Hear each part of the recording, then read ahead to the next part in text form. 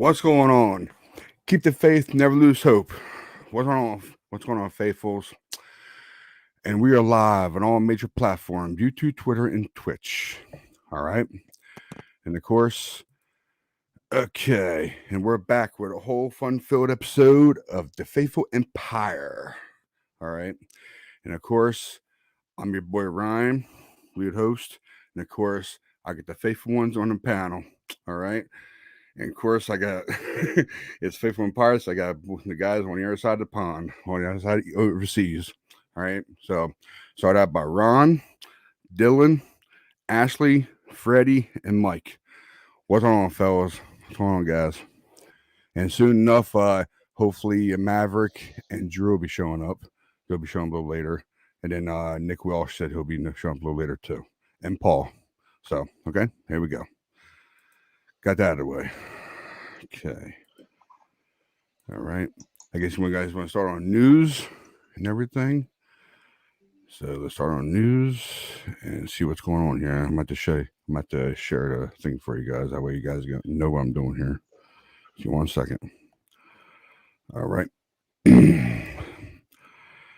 This one just came out about an hour ago. All right. At least an hour ago. Got you. Here we go. Boom. The Eagles and the 49ers are reportedly no longer interested in quarterback Deshaun Watson. What do you guys think about that? Good. I don't want him. There's a couple ways to look at this whole Deshaun Watson thing. Legal case aside, all that. The guy hasn't played football in over a year. When he does hit that field again, is he even going to be the player he was 2 years ago? And then I know innocent until proven guilty. He's still got the 22 civil cases against him. It's going to be a PR nightmare for whatever team this guy lands on, and it's gonna show in the locker room. The guys, it's gonna be a bad vibe. I wouldn't want to touch him. Yeah, for me, I'll go next. I'm very happy about it. I agree with Mike. I don't know anybody else how they agree on this, but I agree with that. I do not. I didn't want Deshaun Watson for some. I didn't want him. Didn't. I'm happy with Lance. I can't wait for Lance. That's what I can't wait for. So, but of course, we're waiting for a backup. Get a backup for Lance. But do you really want Deshaun Watson to learn off of Lance? I mean, off of Watson. I'm sorry, learn Lance off of Watson. Do you really want that? Because me, not really. Because all legal issues and everything. No. So, all right, Dylan, you can go next if you want to, bud. Yeah, I did read earlier that the Seahawks were interested in Watson. So that would kind of be like the next team up sort of thing. That's why they acquired all the picks from Russell, which for me, if that is the case and that's why they've done that, that just seems a bit silly. I don't know why you would give up Russell Wilson, who's been playing out of his mind for the last 2 years, for a guy that hasn't played for 2 years and has got all this issues off the field. But like I said, the Seahawks are doing some very strange things up there. They're gutting everything and starting again by the looks of things. So we'll just kind of let them do that if they're going to do that.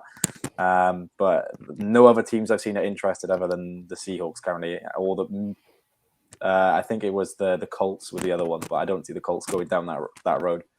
So There's the ones reports saying Carolina is going all in. Carolina's they're the favorite now. I think they're going to go all in. And another report I saw says Watson is now going to lift his trade clause to go to Carolina.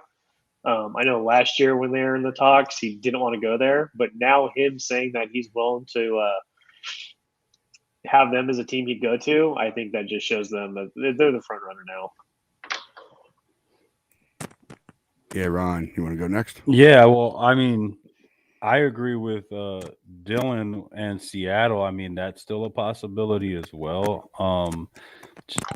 Yeah, I don't think it makes sense because I mean, Wilson was starting to fall out of favor in the locker room, but then to bring in a dude like Watson, who's got a big cloud over his head, and then my thing one would be the amount that you got to give up to get this guy. And to Mike's point, how long he's been out of football. We don't even know what his mental state is at this point. I'm assuming it's still good. He's a pro, but to give away a guy like Wilson and then bring this dude in, I'd have to lean towards Carolina as well. Plus, they got a really good receiver over there in Moore. But you never know with Pete Carroll, man. You know, you never know. He's always that second chance guy. So Yeah, For Freddie. Watson's side, is he sorry. even going to want Yeah, to play for Carroll? In my opinion, the game has passed Carroll by. He's the old guy in the club that's trying to keep up with all the young coaches, and he's just not creative anymore. He can't do it. I would agree with that if he didn't sweep us every year. So they're just our Achilles heel. Every team's he's got obviously out coaching Shanahan. And the formula is not complicated. You know, stack the box on Jimmy, make him beat you in a passing game, and we seem to can't figure that out. So, but yeah, I think Carolina does make sense. I know the Steelers were interested in a while, but I think they're changing direction. What do you think about the Steelers interested, Freddie? I think it's unlikely. It looks like it's going to be a bit of a rebuilding year for us, to be honest. If you look at other teams in the AFC and you look at our roster, we've got some great players, but we're just so far off some of these top teams that we need to rebuild the offensive line first before we even think about sending a quarterback out to get killed. So no, I don't think we will, and I don't think it's the Steelers' sort of methodology to go out and splash out 2 or 3 firsts, extra players, and everything else at Deshaun Watson. I just don't see that happening. I agree with what you said about Seattle, though. I don't really understand what they're doing, because if they're going for a full-scale rebuild, why on earth would you keep Pete Carroll there? Surely you would move him on. He's in his 70s now. It's time to move him on, start afresh with a brand new coach, new ideas. So it makes me wonder whether they do make that big trade and bring in Deshaun. But who knows? I think Panthers are the most likely, though.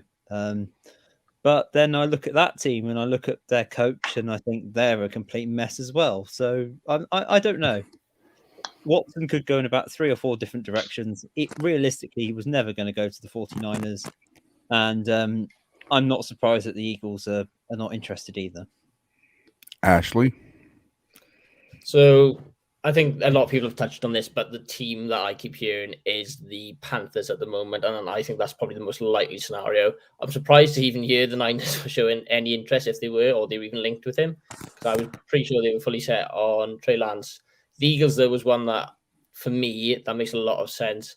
They've always been sort of linked with Watson. There's always been rumors that they are sort of in touch with what sort of interested in a player of his caliber. I think they'll most likely hold off, though, because they already gave up a lot last year to move up to 6. So I don't think they'll maybe have the capital to go after him. Plus, I think they'll want to see another year out of Jalen Hurts and wait for the next QB class to come in if they're going to pick someone else. For me, though, like the Colts is another one that makes a lot of sense as well, since they've just moved on from Wentz themselves. I do wonder, though, how, well, for you guys as well, since this is a Niners podcast, how Watson now being a much more appealing target affects Jimmy G's trade value, because this sort of QB free agency cycle was looking pretty bare, and so was the incoming QB class. So I'm wondering what your thoughts are on how this impacts Jimmy G's trade value now. I think this was the final domino to fall. We knew that the grand jury stuff was happening yesterday. I think the teams that are really were looking at both, we're waiting for that to play out. So now that he's most likely going to be traded probably for the next couple of days, the teams that already know that they're out of reach of Watson, they're going to go in heavy for Jimmy. I think that's where the Colts come to play. I don't think the Colts really ever had a shot at getting Watson. They don't have enough to give up when it comes to draft picks. So I think now it kind of just bumps it up, and it's going to be a lot quicker. I think by Monday, Tuesday, we're finally going to see what happens. It's definitely going to happen before Wednesday when we got to enter that cap, I think. But in my opinion, it's all Colts now. Well, for me, I don't. So, like, I've never really had, to be honest, I've never really had Jimmy as high value in this, even since the offseason started. So it hasn't changed much for me.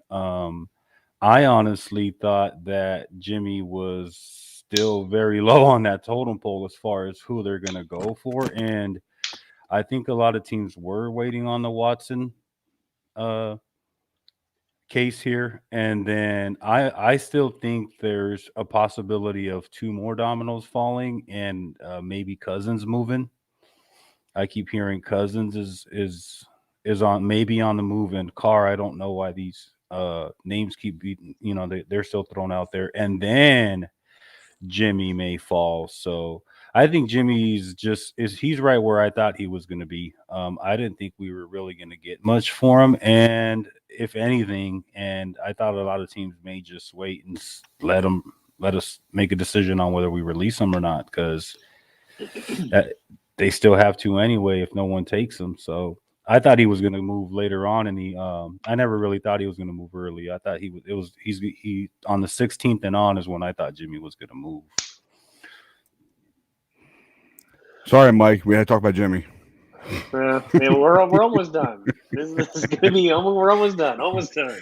Well, 4 more days. Come on. Not talk about Jimmy on this podcast. It's every session we go into this going, let's try not to talk about Jimmy and Trey Lance. And what do? We always do it because it's just such an irresistible topic. Once he's traded, that'll be the last time we have to talk about him. God, thank God. Unless he's traded here, then I might talk about him a bit. Right.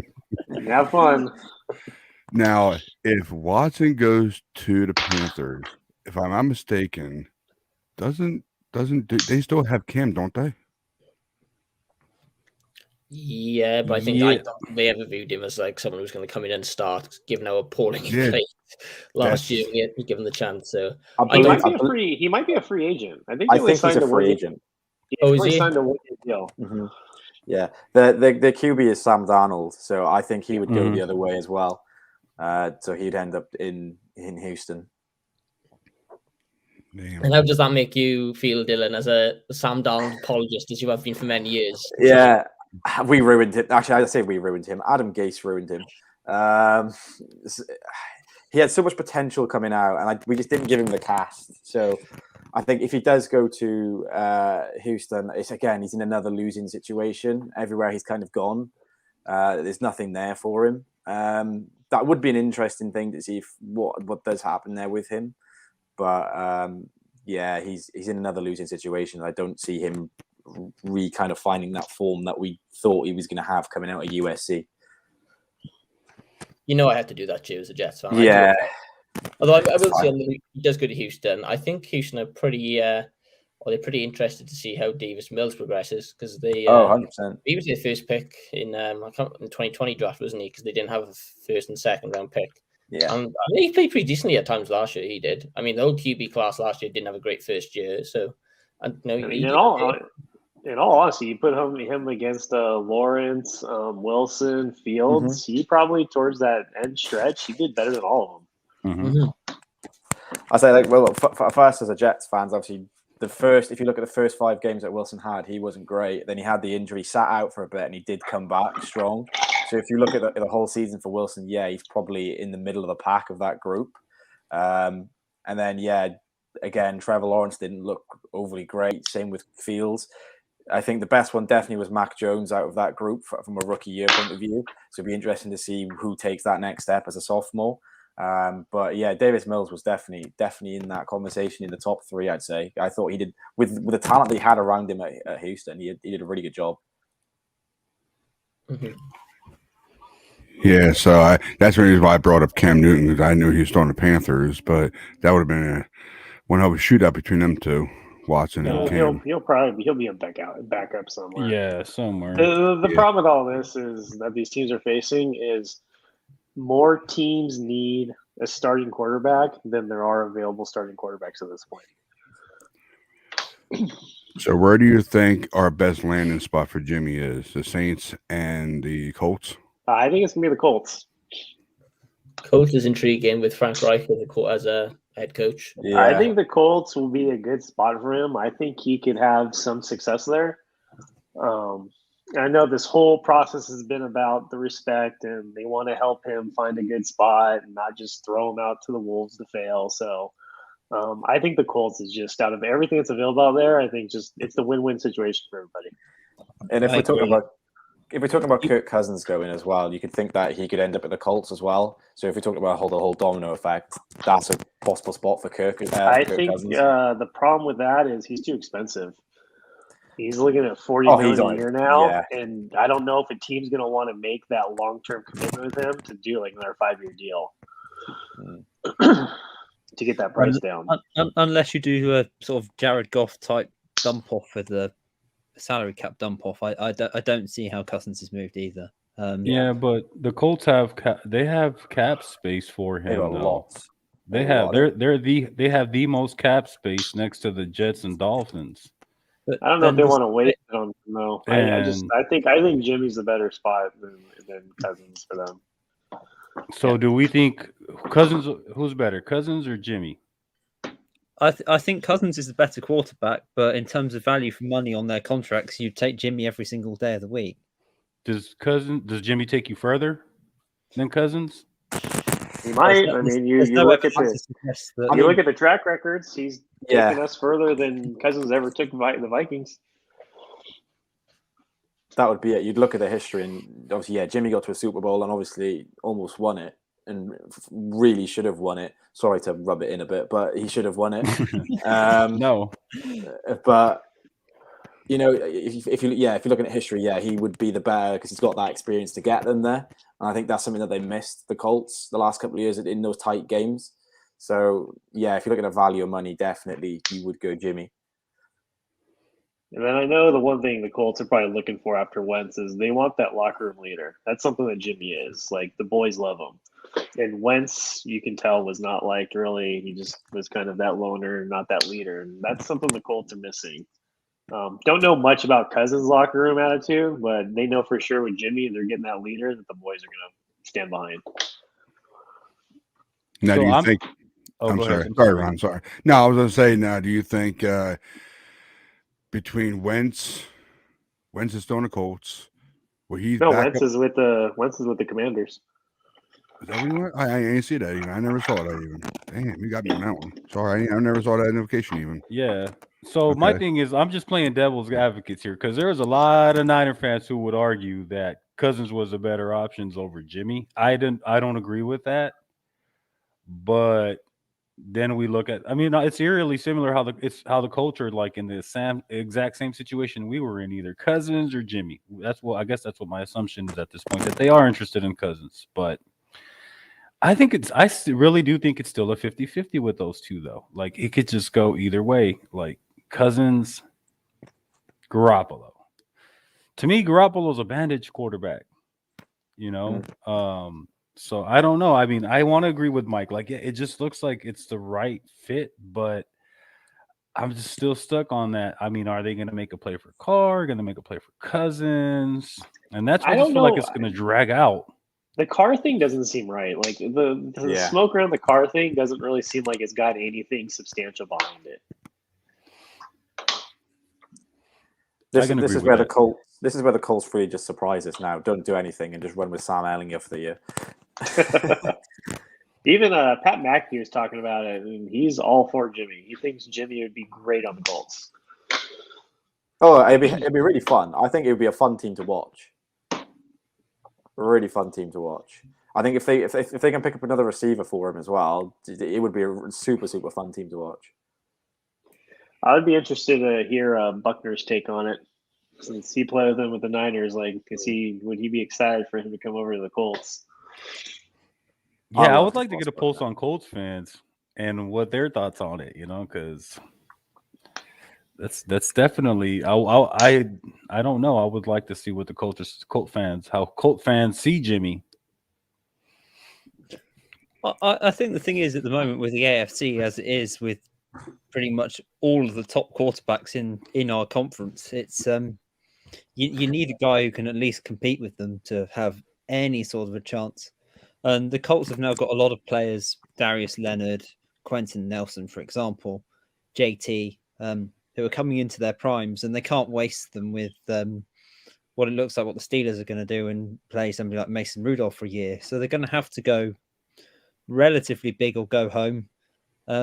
Jimmy, as we've just seen, has taken the Niners to the championship game. So it proves that he can get them there in the right system.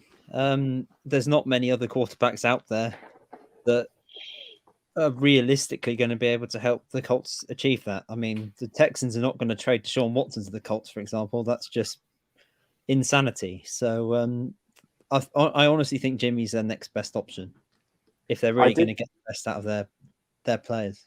I did see some random fan theory on some Reddit the other day that it'd be a 3-team trade between the Pats, the Niners, and the Colts. Funny enough, so Mac Jones ends up at the Colts, and then Jimmy goes over to the Patriots. That would be nuts. That would be crazy. I know it's a wild theory, but I've said this in the past that Belichick has a hard-on for Jimmy. That was supposed to be the heir. He was supposed to be taking over after Brady. He didn't want to trade him to the 49ers. That was his guy. And I could see some crazy thing happening where he just wakes up one day and he's like, you know what? I'm not into Jones. I want Jimmy. I've always wanted Jimmy. That's my guy. And in my opinion with Mac Jones is he may have looked the best out of the rookies, but that's the best you're going to see out of Mac Jones. He's got that ceiling. All these other rookies, they're going to progress and outshine him in 1-2 years, and he's just going to be that same guy. He's arguably the best quarterback in the league. He's got the same intangible traits. He's got the same sort of Mac Jones. I will keep the receipts. If Mac Jones becomes that, I will eat my words. But Mac Jones is not going to be. He's not going to be an elite quarterback in this league. That's my opinion. I'm interested to see how he's going to do with McDaniels gone. Yeah, good point. Mike, I will hold you to that. Mainly because I love Mac Jones now. I'm not biased at all. And the fact that Dylan will attest this, and I've said this millions of times, I wound up all the 49ers fans that I know that they were going to take Mac Jones at number 3. So I knew that wasn't happening. That was so much smoke. I keep joking that Mac Jones is going to get probably 1 or 2 DUIs before he ever gets a Super Bowl. Wow. I just don't like the guy. Who's the cool? Mike don't like anybody that gets in trouble. Oh no, I'm just my father-in-law is from Boston. Boston sports all the way for him. Huge Patriots fan. I just can't stand it. I cannot stand Boston sports fans because even my wife will joke. I'm like, I'll be watching a game like, oh, they're getting destroyed. She'll even joke, oh, my dad probably turned it off. He loves to cheer them when they're winning, but he won't watch them when they're losing. It's like, that's not a true fan. Come on.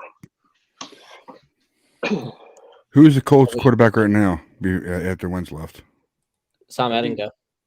Who is it? And I'm all for, as someone said, a year full of Sam Ehlinger. I just want to see what it's like.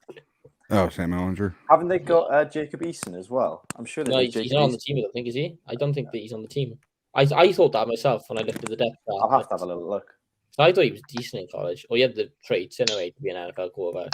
Oh, 100% had the traits. There was a couple of times where he looked the part of Washington, but yeah, he was just missing like just the accuracy. That's all it was. It was just the accuracy. Is he not on the? I thought he was on the Hawks, Seahawks practice squad, but I could be wrong. Oh, he might have got released and gone there then. Let's have a look. Yeah. Yeah, it looks like it. So Niners fans, you've potentially got to face either Drew Lock, Geno Smith, or Jacob Eason twice a year next year. So it's Geno season. Let's go, boys. I am really not worried about the Seahawks for a couple years now. I think they shot themselves in the foot with that trade. The downfall of the whole Seahawks organization was that Jamal Adams trade. I will say this as a Jets fan: we ruined the Seahawks. You are welcome. Yeah, thanks, man. For real, seriously, that's awesome though. That's a very good point. Ever since then, yeah. I just still can't. For me, I can't believe we got 2 first-round picks for a safety, and they gave Russell Wilson, who's probably going to be a Hall of Famer, 2 first-round picks back for him. It's insane. That's insane. I think I looked at some Jets fan the other day just shared a post on Twitter where they put everything they had for Russell Wilson up against what we had for Jamal Adams and Sam Darnold, and it came out as more. We had more for it. Like that shouldn't have happened in any scenario in any universe. Yeah, I think with the end of this year, when it came down to Seattle, it was to choose Pete Carroll or Wilson. because they obviously there was a rift between them. They weren't getting along, and they decided to go with Carroll. I think that was a mistake. And I think this is going to be Pete Carroll's last year coaching that team, because they're going to probably be last in the division 2 years in a row, and it's going to be full rebuild time. What's up, Drew? At the moment. What's going on? Drew, what up, man? What's Yeah, going I on? met everybody, but except for Freddie and Dylan. Freddie, he was on Shank Club before, so I decided I wanted to see if I could bring him in, and he agreed. So, and Dylan is actually one of his friends, so I wanted to bring him in too. And Drew is one of our new guys we got on our podcast. So, Drew, meet everybody that you don't know, and everybody meet Drew. Here you go. Hey, everybody. How you doing, Drew? Drew's not new. He's one of the founding fathers. There we go. Hey, I jumped in at the right point, man. I was just listening to what Mike was saying. Pete gonna be going real quick. Matter of fact, I think me and Mav just talked about this because we were talking about the blame for everything that's going on with the Seahawks. And I was just saying that yesterday when we was talking about, with the people that exit. Like Wagner came out talking about he didn't even know he was leaving, but he got kicked out. They had an issue with Russell Wilson where, nobody wanted to talk about the issue. We all remember starting the last season, Russell Wilson had an issue with the team, talking about he didn't get blocked, had one of the most seasons where he been sacked the most, and he wanted help. And instead of getting them help, they got more offensive weapons. They got defensive weapons and wide receivers, and he was like, that's not no blocking. So then when he left this year, everybody was worried because Bobby Wagner got a nice little send-off. Thank you for being with Seattle. You're always part of the family. Russ got nothing. And everybody was wondering why. Like, there was no bye, no thank you, Russ, no nothing. And I was like, look, man. And then Wagner comes out and says, I didn't even know I was leaving. Richard Sherman commenting under that, talking about, hey, they released me while I was in the middle of an Achilles rehab and didn't even know. And that's a bad look. Guys see that. Do they want to play for a team that treats their players like that? The good thing about the Niners is we have such a reputation out there that we care for our guys. I mean, look, the whole working with Jimmy to find the right spot for him instead of just shipping them off to Washington. Exactly. Guys want to play for a team that are like that. Like, it came out of the combine that these guys that we interviewed, they were super stoked. They're like, I want to be a part of that organization. Right now, you look at Seattle, and do you want to be a part of that? And Bobby Wagner has an interest in it. They said Bobby Wagner shares a mutual interest in joining with the Niners. Yeah. If we have that Wagner Warren combo, it's gonna be nice. It's scary. That means you're gonna have Bosa, Wagner, and Warner. Yeah. I know everyone's talking about Mack and Bosa on the Chargers, but if we have Wagner and Warner, it's just as scary. And then little Petey lets his little feelings get there, Let's not remember, you got to remember when they lost their Super Bowl. You're at the 2-yard line with the best running back in the league at the time. But the fact that you and your running back don't get along, you go for a pass. Why? Mess up your Super Bowl chances. It's too much things that happen in Seattle that people kind of overlook that you got to look. It's the GM or it's the coaching. And a lot of you got to look. It's kind of the coaching. So you're right. I think he got maybe 1 to 2 more years. They want to see what he do. And other than that, he might want to start looking back at college football again. USC. I was surprised he's still there. I thought me too. When they were last, I was making the call that he's gone. I was like, a couple weeks is going to be announced that Carroll's gone. I texted the group chat. I was like, Carroll's going. Because look, that's a lot of picks to leave. Before you fire him, that's a lot of draft picks you're allowing him to make still. That's a lot of damage he can get, before he's gone. No, I'm trying to give half them draft picks up. They talking about the package they offer. Me and Mav talked about this yesterday. The package that they're trying to offer to get Watson to come there was, I think it was a player and like 3 or 4 of their draft picks. And I'm like, that's a big package. And they want to do all that so they can have Watson to replace Russ because I mean, we're really not depending on Drew Lock. I just don't see them thinking they're going to make it anywhere with Drew Lock. Yeah, but by the time they do that, are they even going to be a team that Watson can take anywhere? Because that player is going to be a top player. Yeah. So Watson's going to go to this team where it's like, okay, you gave up so But much. who else do they have left to give? Yeah, he's going to show up. They're not going to have any star players, and then they're going to have any draft picks to replace anybody because they gave away to get him. And he's just going to Who be else in a do you shit have left to situation. give? You going to you got DK or Lockett? You got to give one of them up. Which Lockett, I heard that might go somewhere else.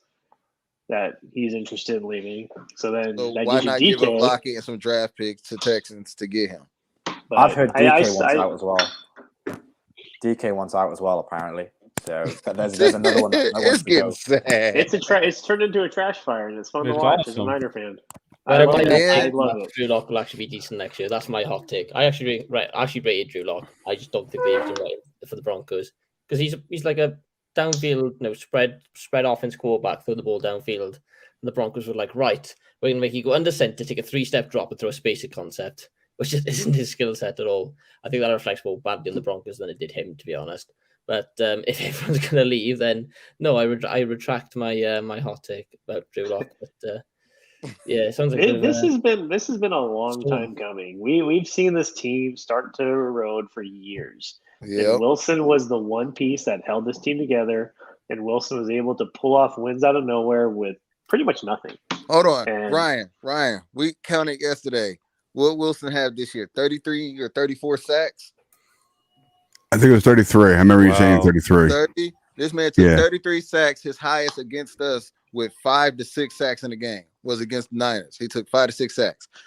I said, man, look, if I was him, I wanted to leave too. He told you at the beginning of the season, I want to leave. Y'all not helping me. Y'all let him go a whole nother season, basically probably baiting him to stay, saying, hey, we'll change something. Change nothing. And then you just had to say, oh, I'm sorry. Yeah, I guess we can't let you go. Can I Okay, so- interject on something there as well? As I think the Brits here will agree with me, this is totally off topic, but take the Patriots out of it. I don't think if you asked any NFL fan in the UK that they'd say no, that they're happy or they're upset that the Seahawks are going down the drain, because the Seahawks over here have such a bandwagon following because they sort of they come up in prominence. So they Hey, got good that's over here and then too. got spread That's over here. over here too. There's so many bandwagon Seahawks fans over here, honestly. Like my old man, my dad's when the that's my head. Legion of Doom came in, oh yeah, it was because before that you at the London games you barely saw a single Seahawks shirt, but now they're everywhere. They're like It'd be Cardinal interesting- It'd fans. be interesting to see how many Russell Wilson shirts we'll see this winter. So It's to just bandwagon Drew's following. point though, because he does make a valid point. I mean, it's actually a really good point. So if they're like, okay, we're actually not going to draft, we're going to use these draft picks and we're going to go acquire Watson. So then at that point, the Seahawks are telling us they clearly picked Carroll over Wilson. And that gives us no indication to believe they're going to get rid of Carroll. Am I missing something here? I just think they have another losing season. They're done with him. They're done with him. Another losing. Listen, it's right now. It's the inevitable. They're going to have another losing season. Even if you get Watson, you're making the wrong thing. Like I said, you have to give up a top player, right? So you give up a top player, you give up these draft picks, and then you got what's the cornerback's name they just got from the Jets? Who, Adams? Jamal Adams. Listen. He came out and he made a comment. They said when he left him, he left because he said he didn't want to be in his team where it was a rebuilding stage. You're on a team right now where it's a rebuilding stage. And he said he wanted to be a Super Bowl contender team. At the time when he left, they was looking like, okay, at least a playoff contender. I'm never going to call Seahawks Super Bowl. I don't care if they won one or not. I'm not a fan. So it was looking like a playoff contender team. So now you're back at another rebuilding team. So are you going to play to your top potential? And now you got lost players. You lost Wagner on that defense. And then you want Watson, where we're going to have to give up another top player and some draft picks. So you're not going to get too much of some good draft picks because they're not going to be low draft. This is not going to be no low draft picks y'all got to give. So right now, you're going to try to bet on Watson saving your team of whatever y'all have left. And Pete's going to stay. I don't see it. But that's the thing, though. I mean, like, because if what you're saying is okay, so they're gonna go and use all this to get Watson. You don't usually ship out Wilson, go get Watson, and try to. That sounds like a long-term plan. only to fire your coach the next year who's part of the plan. Because they're expecting you to That's win. really bad. That makes you There's look got- like there- incompetent. But There's they're gotta be a- expecting him to I win. mean, That's the whole point yeah. of getting Watson. There's got to be a fall guy. If they lose again, and this was Pete Carroll's plan, he's going to be the fall guy. They got to get rid of him. They're not going to get rid of Watson. Then, well, no. Here's a so who does that fall on? Does that fall on the GM or does that fall on the coach though? Because I mean, It's kind of So- both. I'm gonna say Maybe it's kind they of both go. on that. And at that point, it's just no. At it's- that point, it's the GM because the GM's overseeing all these moves. It's like, But- all right, so you're shipping. So you clearly told me you're picking Pete Carroll over Wilson because you're shipping Wilson to Denver, and you're using that to go get Watson. If this doesn't work out, then you fire Carroll a year later. Because it's I going to mean- make he don't want to make it look like it's his fault, or it's going to make it look like his. I'm the GM. I have to have a look. I have to have an image. If it all comes down to it, guess what? Carroll going straight under the bus like a bowling ball. I'm throwing you. Hey, it wasn't me. It was him. He told me to try to make this move. Go get him. And I'm trying to listen to my coaches. Nah, he gonna throw him under the bus. I think they both get chopped because at that point the owner's going to be like, "Nah, both of y'all got to go because like I- this I is a massive haul. I can definitely see that too. This is a if they're big. smart, if they're smart about this, I'd rather keep Locke and rebuild with my draft picks that I got and see what I can do. That's exactly what I'm saying. That's what I would do. I would say so. They If need to you're let doing the Watson thing go. let the Watson thing go. You got all this draft capital, and if you're telling me you're sticking with Pete long term, or even if you're not, you still got all these draft picks. You go get a young QB, Willis. I don't know, someone electrifying, the dude from Cincinnati, and then at that point, you can't fire Carroll if it doesn't work with those draft picks. Thing is that Seattle are going to botch half of these picks anyway, so why Yeah. not go? Why not go out and get Deshaun? If you know you've got all these picks and all you're going to do is piss them up against the wall, you might as well go get Watson. You might as well go get someone who's going to be quality. Okay, so I get what you're saying, but- What's up, Nick Kingsman? Nick Yeah. Kingsman, baby. What's going on, Nick? How are we doing, So guys? You this- good? Missed you, bud. Missed you, man. with the whole Wilson thing, that could be Mike, what their before plan you, was all along. Mike, hold on 1 second. You talk. I'm going to say something right now. I just want to put my sense into it real quick. That way, you guys do whatever you want to do. But can you imagine us getting Wagner, putting him against Warner, and then what are you going to do with Ashair? And what was the other one I was thinking of? Greenlaw. Greenlaw. Thank you. What are you going to do about them? One of them is Trey going to be the Greenlaw. third one. Trey Greenlaw. Okay. That's the take I have on it right there. That's it. But I definitely take Wagner. I would definitely take him. Oh yeah. Listen, But it all depends on the money, If we of can course, get the money. Wag right now, I'll say go after him. When his free agency start? Wednesday, right? Wednesday, yeah. I'll go after him as soon as we can get rid of Jimmy. I hopefully whatever, like any day, any time, any hour, any second. That would be one of the first choices when we free up that cap space. I'm sorry, Mike, for interrupting you, but again, you got it, Mike. I'm sorry, man. Oh, My that's fine. I'm trying to think what I was even trying to think. I'm sorry, man. I knew I should have done that to you. I'm the sorry. whole Wilson Watson thing. So this is probably plan A for Seattle. That trade Wilson away, we go get Watson. Say Watson falls to Carolina. How does Seattle counter that? Do they have a plan B, or are they just going to throw their arms up and be like, well, here we go? I think they're going for a rookie QB because, I mean, you clearly picked it was either Wilson or Carroll. Yeah. Obviously, it was Carroll. So now you're gonna allow Carroll to make that draft pick if you don't have Watson. So then Carroll could buy himself some time, I guess, and get a rookie QB, allow him time to develop.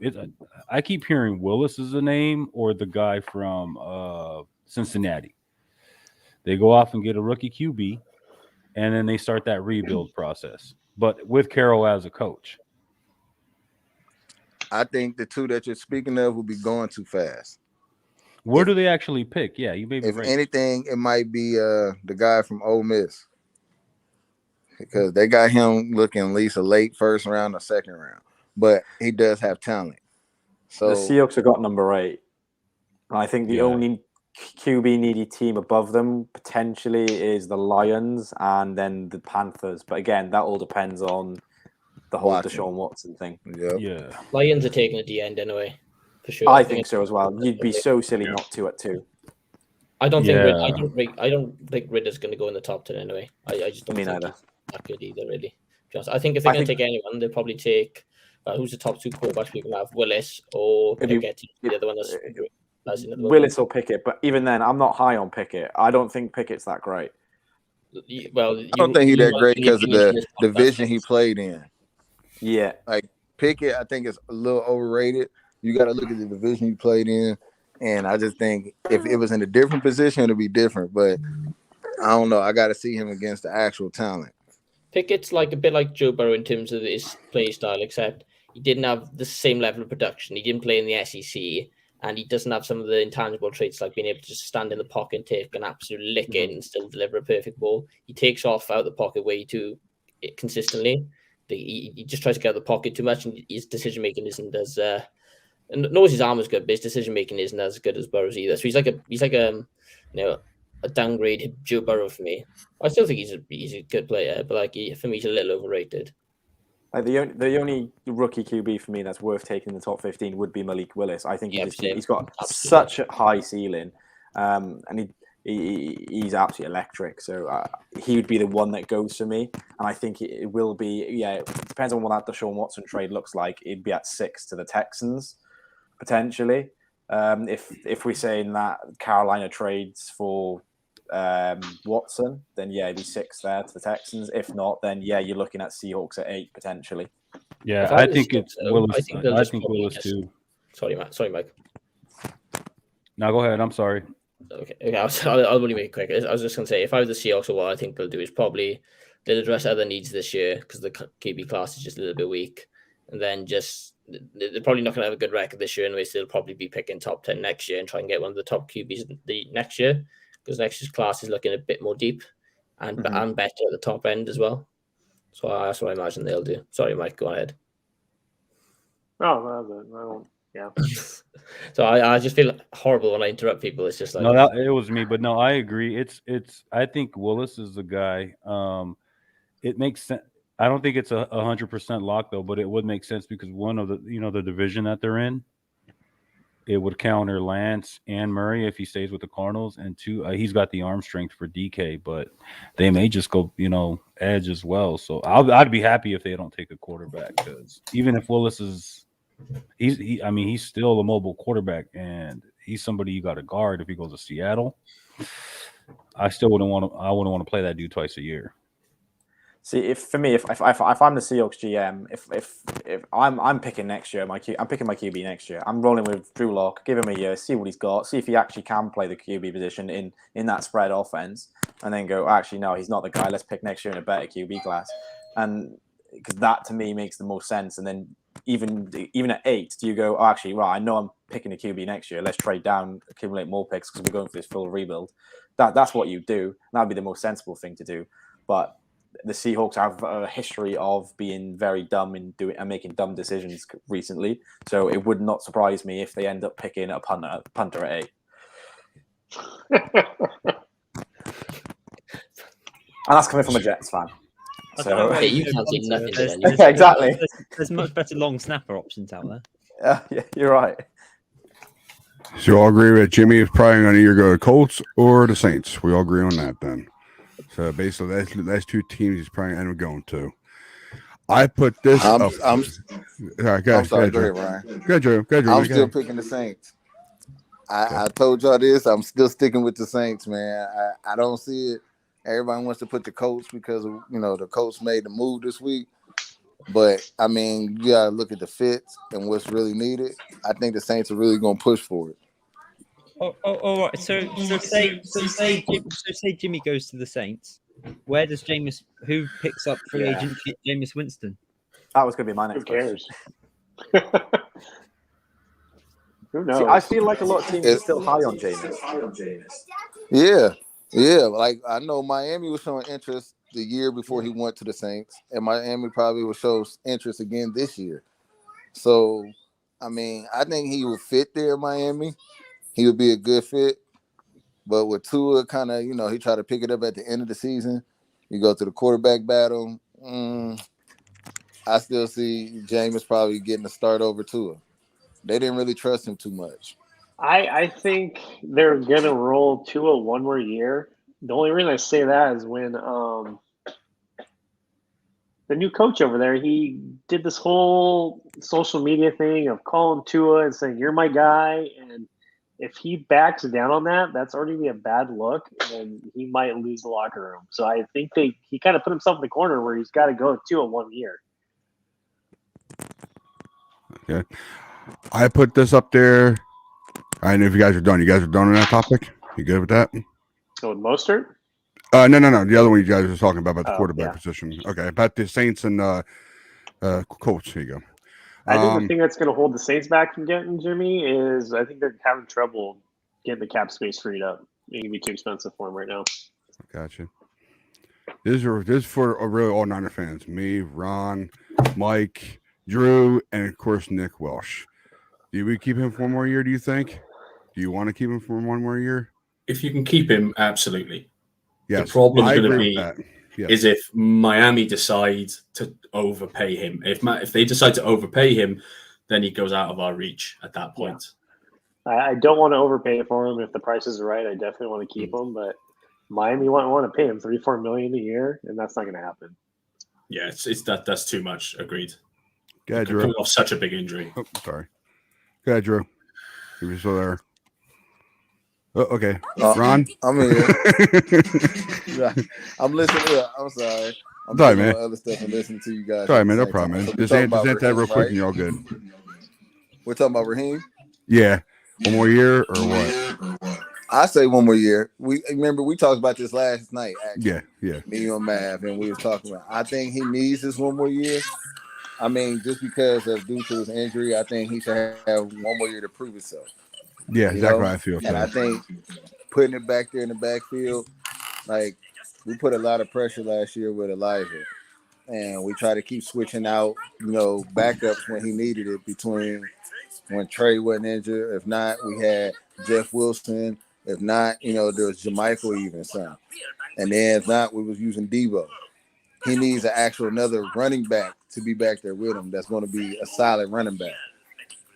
So with Trey coming back, maybe hopefully healthy, and Raheem coming back healthy, them three, I'm not counting out Jeff Wilson. They'll probably throw him in there somewhere. But with them three right there, I think it'll be a 3-headed monster. They can stay healthy. Gotcha. Yeah, Mike, is your answer? Yeah. I said Okay. I would love it if the price is right, but it's going to be between us and Miami, honestly. Gotcha. It's going to come down to is Miami going to want to pay him $3 to $4 million, which it's going to be questionable. All the doctors in the world can say he's on the right track, he's going to be ready to go, but you're not going to know until you get on that field. I can see them paying that money for him to pair him with Gaskin. Yeah, Ron? Yeah, I mean, I would love to keep the guy, but to the other fellow's point, I don't know. I think Miami can just outbid us. I hope we don't lose the guy. To be honest with you, I think he's going to come back recovered, and I really don't want to see him go. I feel the same way, man. I don't want to let Raheem go. I really don't. He's the speed of that offense when he's out there, and just hope his injury is recovered well enough for him to do that. That's the only thing I'm worried about. So he says he feels better. I guess it's up to the coaches and, of course, the doctors of the 49ers to see how he runs. And if Kyle likes it and the running back coach likes it, then we're all good to go. So that's basically what I got for that one. So, sorry, guys. A little delay here. Sorry. All right, and you see, I think it was it for that. I got some questions to go over, so give me 1 second. Sorry. There you go. Back normal again. There you go. And here we go. Of course, we were just talking about him earlier. Will Watson get any type of suspension for what he did? I suspect so. I think the NFL is going to have to, because there's been so many circumstances that have kind of got brushed under the rug, and people are kind of sick of nothing happening. And then you got one guy getting suspended for a whole year off of betting, And then anything else that happens is kind of like, oh, we'll forget about it. I think they have to do something. They just can't let this Hey, go Mike, like nothing's happened. I was just about to get to that, Mike. I was going to say, listen, he might get let go because he wasn't betting on anything, you know? he got cleared of charges. So he's clear and he didn't bet on himself that he was going to get clear. So I'm pretty sure they'll let him play. They might suspend you some preseason games. Who knows? It'll be a sad thing. I'm telling you, if he doesn't get an actual punishment, it's going to look bad on NFL. I'm going to let you know that, honestly. It's going to really look bad because they've already said it. Like, it's a player who just came out yesterday and said it. He said, hey, you got guys getting suspended for a whole year of betting, but you got people out here with domestic cases and sexual cases, and they're not really getting the actual, hey, they'll give them 3 games, 2 weeks off, and, you know, we'll fine them this little bit of money. But a guy who bets gets the whole season? Nah, man. Listen, he got to get some type of punishment. I mean, it's got to be the world's worst bet in the history of the NFL. To bet, what's he bet? 1,500 quid, and the guy's lost $11 million. That's the dumbest bet in history. It was, yeah. He can't be the only one who's done it, though. If you think about it, if he's the only one that's been caught, but he did it from an account with his name. Yeah, they're smart enough to do it. For other people. My God. He was dumb enough to do it under his own name. That's the problem. I didn't know that. Yeah, it was his own name. I guarantee there's guys on every single team betting on teams. You just don't know about it because they're using their friends. I remember seeing that story when it came out because we'd been linked with him in the morning about trading for him, and I saw it was trending again with more tweets in the night. And I was like, "Oh, don't tell me we've somehow traded for him now." And I clicked on that story. I was like, "Okay, I wasn't expecting that." But guess we can draft someone then. The worst thing about it was that he put the Falcons to win. But that's true. He's not a good bettor. That's like shooting yourself in the leg. Yeah, it's crazy, man. I think to Drew's point, I think the player who put it out was Darius Slay. I think he was the one that put it out there. I think that's who said it. I think you're right about that. Because at the very bottom, then they go. I mean, he got a point though. He had a real point. Like when I seen it, I was like, wow. Like, I mean, he right about that. But like you said, a guy who bet 15 to lose 11 million, like, man. And then y'all took away that. Not only that, y'all take away a season. I'm looking at it like, man, y'all better do something with the rest of these cases. Anybody who comes up now should be getting something different. Yeah, I think at the very bottom of the graphic he put up as well was Josh Gordon. Smokes weed, 6 years suspension. Exactly. I mean, you're absolutely right. You're absolutely right. I'm still trying to figure out what they're going to do with Alvin Kamara. That man's still going through his case. So, I mean, what's going to be the decision before, their season starts? Are you still going to keep him? Because come to find out this is not his first time getting in trouble, right? So it wasn't his second time with the same type of assault. So it'd be a second time team. You're still go on the start exempt the list. The commissioners with your court case going. So you start looking at the punishments of these guys. I was about to say another Reuben Foster in the NFL. Say that again.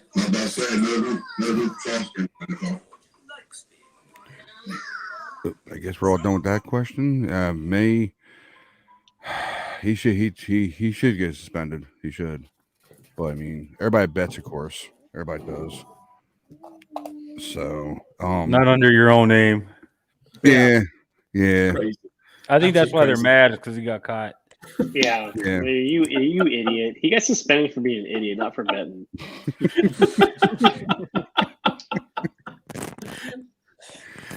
Oh boy. I can just actually see Goodell there, literally with his arm around doing, why didn't you just do it under a false name? Yeah. Now, should be a suspension, or should he have to pay something? Do you think? Who, Watson? No, Watson. Yeah, Watson. I think it should be suspension. Yeah. They have to do something with these players to set an example. Someone needs to be set an example of. and he needs to be in. They've been quiet about it since the beginning. They've said nothing. Just said, "Oh, we're monitoring the situation. We're keeping a close eye on it," but they've made no stance. It's time to make that stance. Do something. But he's already been out a year though, He's not been found guilty without pay. Right. No, they paid him. He got paid. He got paid. And his name's already been dragged through the mud when he was not guilty. So exactly, I think he's the wrong person to be making an example of. There needs to be a substantial suspension, but if you're going to have someone who's found, once you've got guilty, then you're looking at, okay, here's your example. You're permanently suspended. You're never coming back. And that's, I think that's the time to make the example of that person. Like, no, this is the end of your career in the NFL. You will not play here again. Yeah, because it was, I mean, look, I hate to say this, but it was only wrong until he wanted to leave. And then the guy had 30 women, just to get into some of the details of the case. The case was presented to a grand jury, and they still didn't find him guilty. Well, here's the problem with that, though. When it comes to these kind of cases, 1% of them will go to a trial because it is so hard. Unless you have video or audio evidence, the grand jury always lets them walk. It's always becomes a he said, she said. I mean, and that's really what it is. It's very hard. I mean, you look at it, it's when there's smoke, there's fire. We got 22 plus women that have come out against this guy. There's clearly a pattern. Only 9 of them went before the grand jury, though, didn't they? Only 9. Only 9 of them filed criminal complaints, and none of them were credible. So it's also somewhat dodgy that their lawyer is the neighbor of the owner. Exactly. That's not. I'm not. Conspiracy theory, but it doesn't look good. And they're claiming that they've never spoken. Yeah, I think he's been punished enough. He was out a year. He wasn't getting paid. He did get paid. He was out a year, but he got paid. Yeah. They had to pay him. I think they had to pay his. They had to pay his base salary. I don't think he obviously didn't get his game checks, but they had to pay his base salary. So, got you. Yeah. Suspensions, man. I tell you, I agree with Mike all the way on that. There should be NFL should just lay it out. Lay out all discipline to whoever did what. If you're here to play football and not just mess around, I know you want to have private life. Keep your private life out of football. That's the way I grew up in football. I mean, I watch football all the time, but it's just bull crap how people just try to get away with everything they do. So I have any more questions, but I found a new question on here, and this is going actually. It is.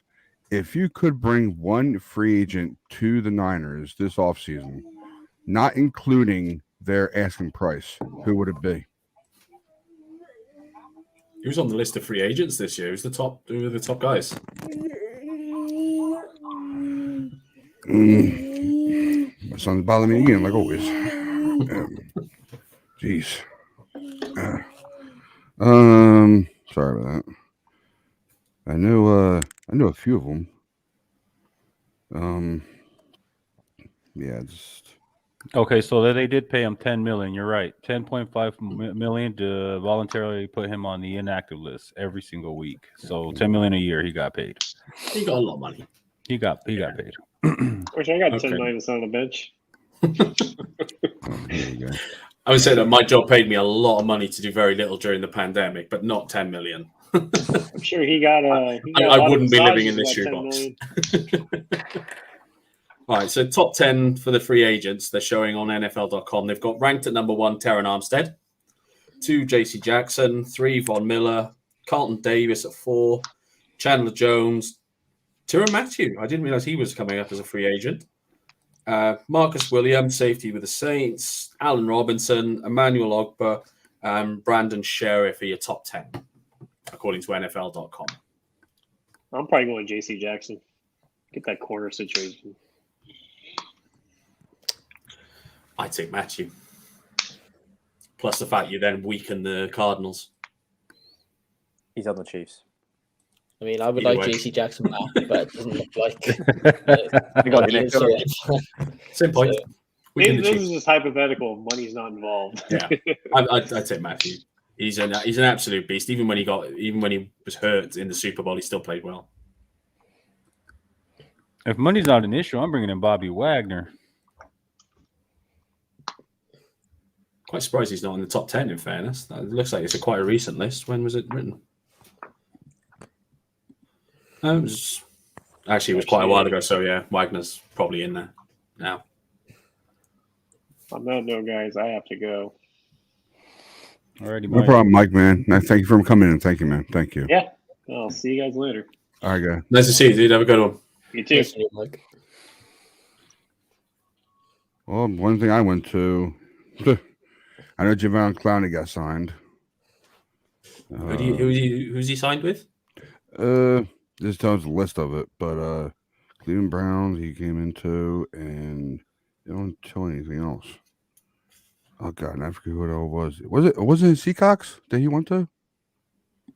No, he I thought it was was in Seacocks. Cleveland last year. He was in Year Cleveland. before. Yeah. Yeah, the year before that, he was with. It said Browns. It said Browns, but I wasn't too sure if he was on their team already. Yeah, I do agree on what he said. I definitely want Wagner. I'd love to have him. I really would. Pair with Warner. Oh man. I don't think Clowney signed. I know he's not coming back to Cleveland, but I don't know that It he is signed not- with anybody. This is not even updated, even of course. Is Devontae Adams a free agent? No, they No. tagged him. Yeah. Okay, this list I'm looking at is out of date then. Mm-hmm. Clayus Campbell's in there. I know he's getting on, but he's still an absolute beast in the center. He might be worth kicking the tires on if he's nice and cheap. You guys need a safety, though. I agree with what Nick said. Tyrone Matthew is probably the most sense because you guys, that's your area of need, the glaring one anyway that you could do with help with. So, yeah. That's it. He then takes the place of Tart, who's probably leaving in free agency himself. That's what I was thinking of. Yeah, I knew there was someone that was a free agent or a safety that you were dealing with. So, yeah. What about Chandler Jones? Isn't Chandler Jones a free agent? We've even got Yes, Marcus yeah. Williams at safety as well, Ooh, boy. potentially. I would absolutely any player that I thought the Seahawks or the Rams or the Cardinals are interested in, I would be throwing tenders at them just to ramp up their price, like shill bidding on eBay. You know, I'm just driving the price up, drive it up. Oh yeah, don't want to make them pay more. Yeah. But I think Bobby Wagner is going to be a lamb. That's what I was about to say. Take a pick between Chandler Jones or Wagner. Which one you want more? That's a good one, ain't it? I'd take Chandler Jones over Wagner. You know why, right? Defensive line. Pair him alongside Bosa, they're going to destroy people. Damn, man, get out my head. Get out my head. Well, get out my head. Come on, get out my head. You could be looking at 25 sacks across the season easy God, with him that and Bosa pairing. together. Now I think that's exactly what Maverick said he wanted. He wanted Jones on the other side to help that Bosa. Yeah. Oh my God. Imagine 25 to 30 sacks. And that's without taking into account the pair, Armstead in the middle was probably good for between 6 and 10 sacks himself. Got you. And of course, DJ Jones. Do you guys want him back? Yeah, I do. Yeah, I do too. What about you guys? I'm all 49er fans. I mean, sorry. Drew, Ron, go ahead. Yeah, these are just names to me. I know. You don't want to Both answer. of you can help me out. Yeah, I'm So. supposed to get these things. Yeah, I'd rather him over Kinlaw, but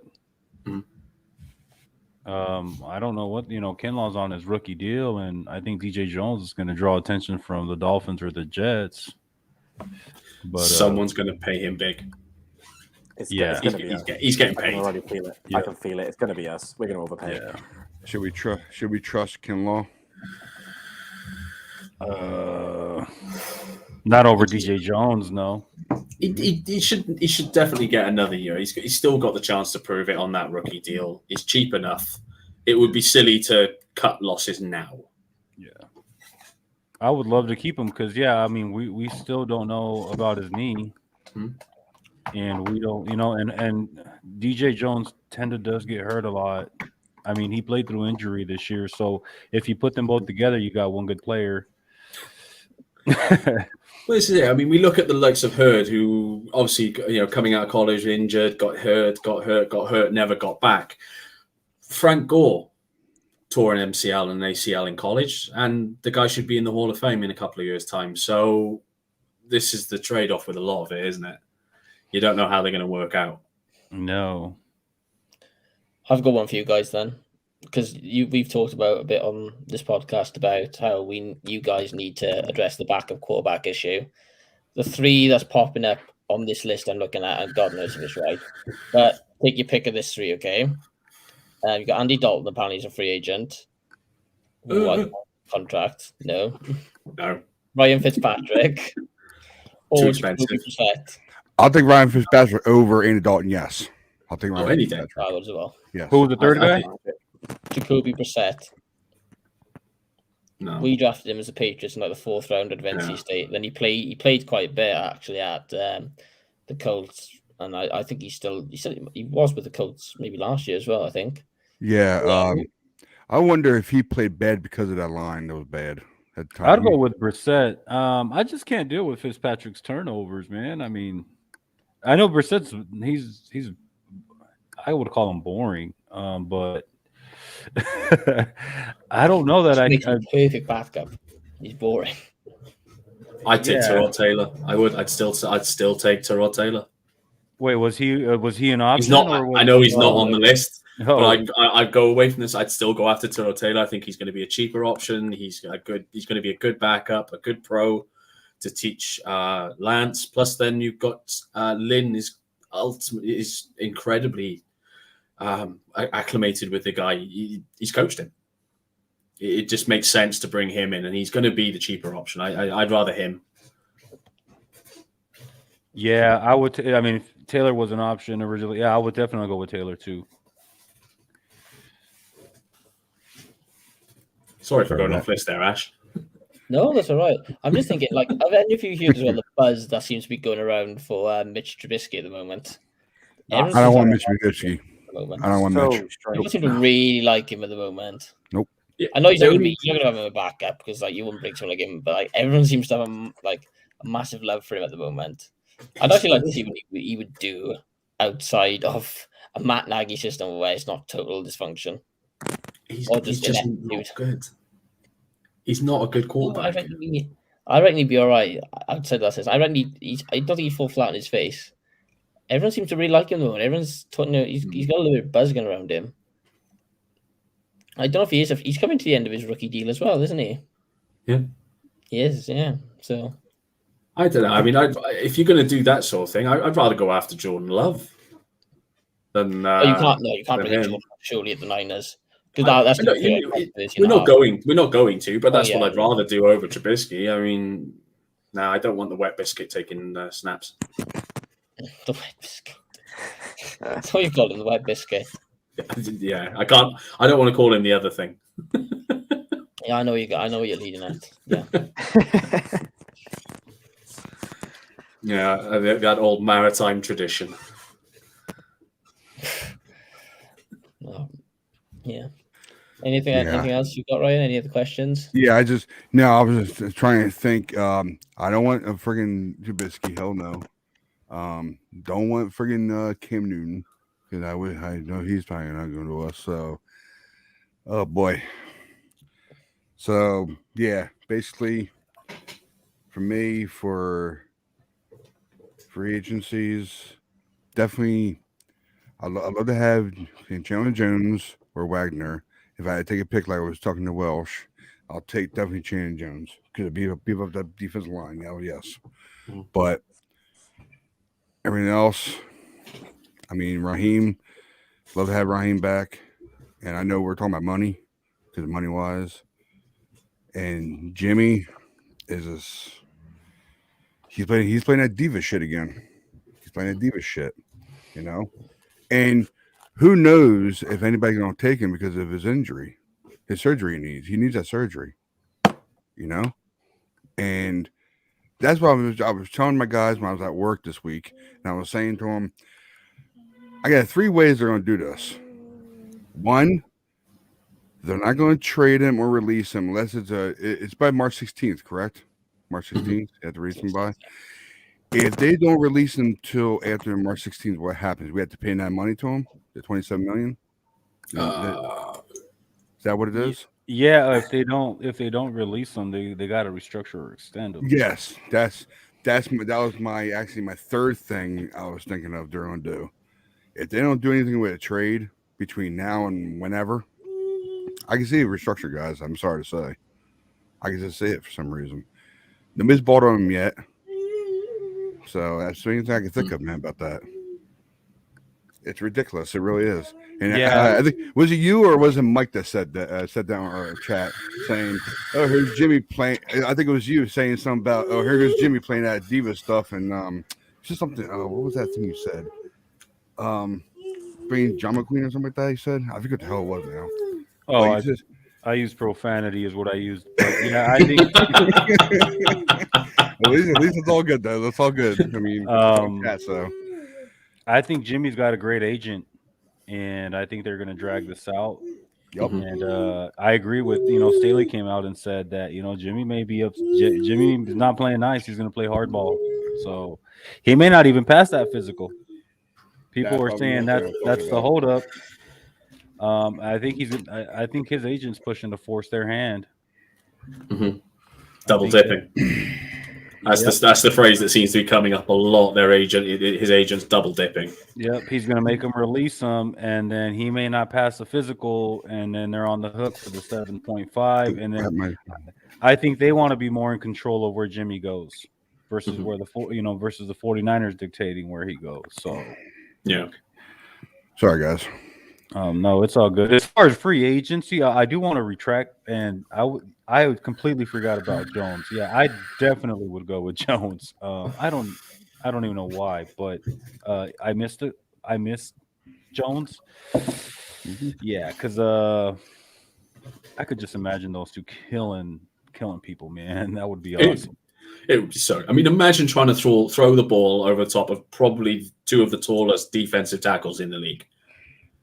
It would be insane. Because Calais Campbell is a beast. I've stood within 5 feet of that man, and I have never felt so insignificant in my entire life. That was the only way to describe how I felt. I'm 6 foot tall, and I felt utterly insignificant. Yeah, compared to the man, he was huge. How the hell are you supposed to throw over the top of him? Talking about Kinlaw, right? Kinlaw. Talking about Kinlaw. Calais Campbell. Imagine Kyler Murray throwing over him. Okay. It's impossible. I'm gonna have to let me relieve you guys, I'm afraid. No problem, man. No problem. Right, I've got Thanks a lot, Jones, for coming in, but thank you, man. Thank you. Thank you very much. I'll be on next week, so I look forward to Gotcha, next week. Gotcha, bud. Hi, guys. Oh, dude, have a good one. You too. I mean, don't get me wrong. I would love to have Wagner, but they do have Shire, and they also have Greenlaw, so we can probably do without Wagner. But if you pair up Jones with Bosa, what a line! Absolutely dominant. It would be amazing. Yep. So you drinking beer over there? No. Look at a beer bottle. I'm like, is that a beer bottle over there? Hey, you make me jealous. The choice of champions, boys. This is what peak performance looks like. This is what a GB athlete looks like. Does that say San Miguel? Spanish beer is crap. It's what my dad had in the house. I do want to go in the garage and get my stuff out.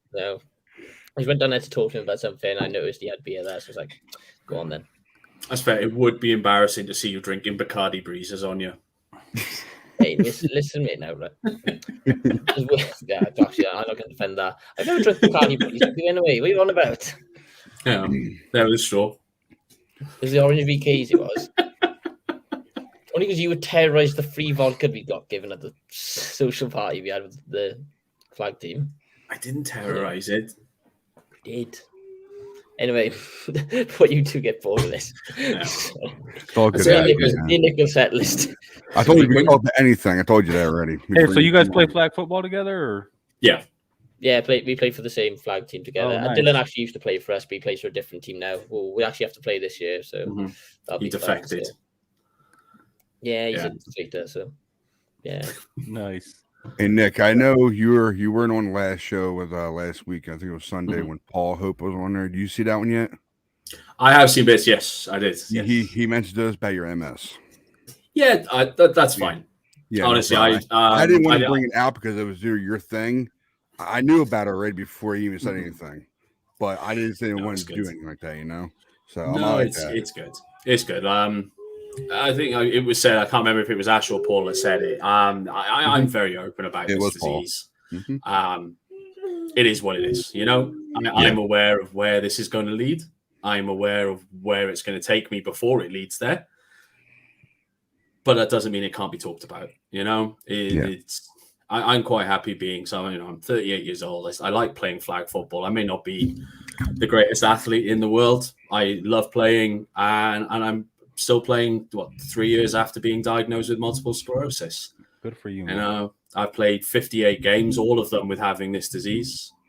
Very happy to do it. I love it. And actually, on a very selfish note, bringing it back to Niners, it's actually kind of why I want us to re-sign DJ Reed.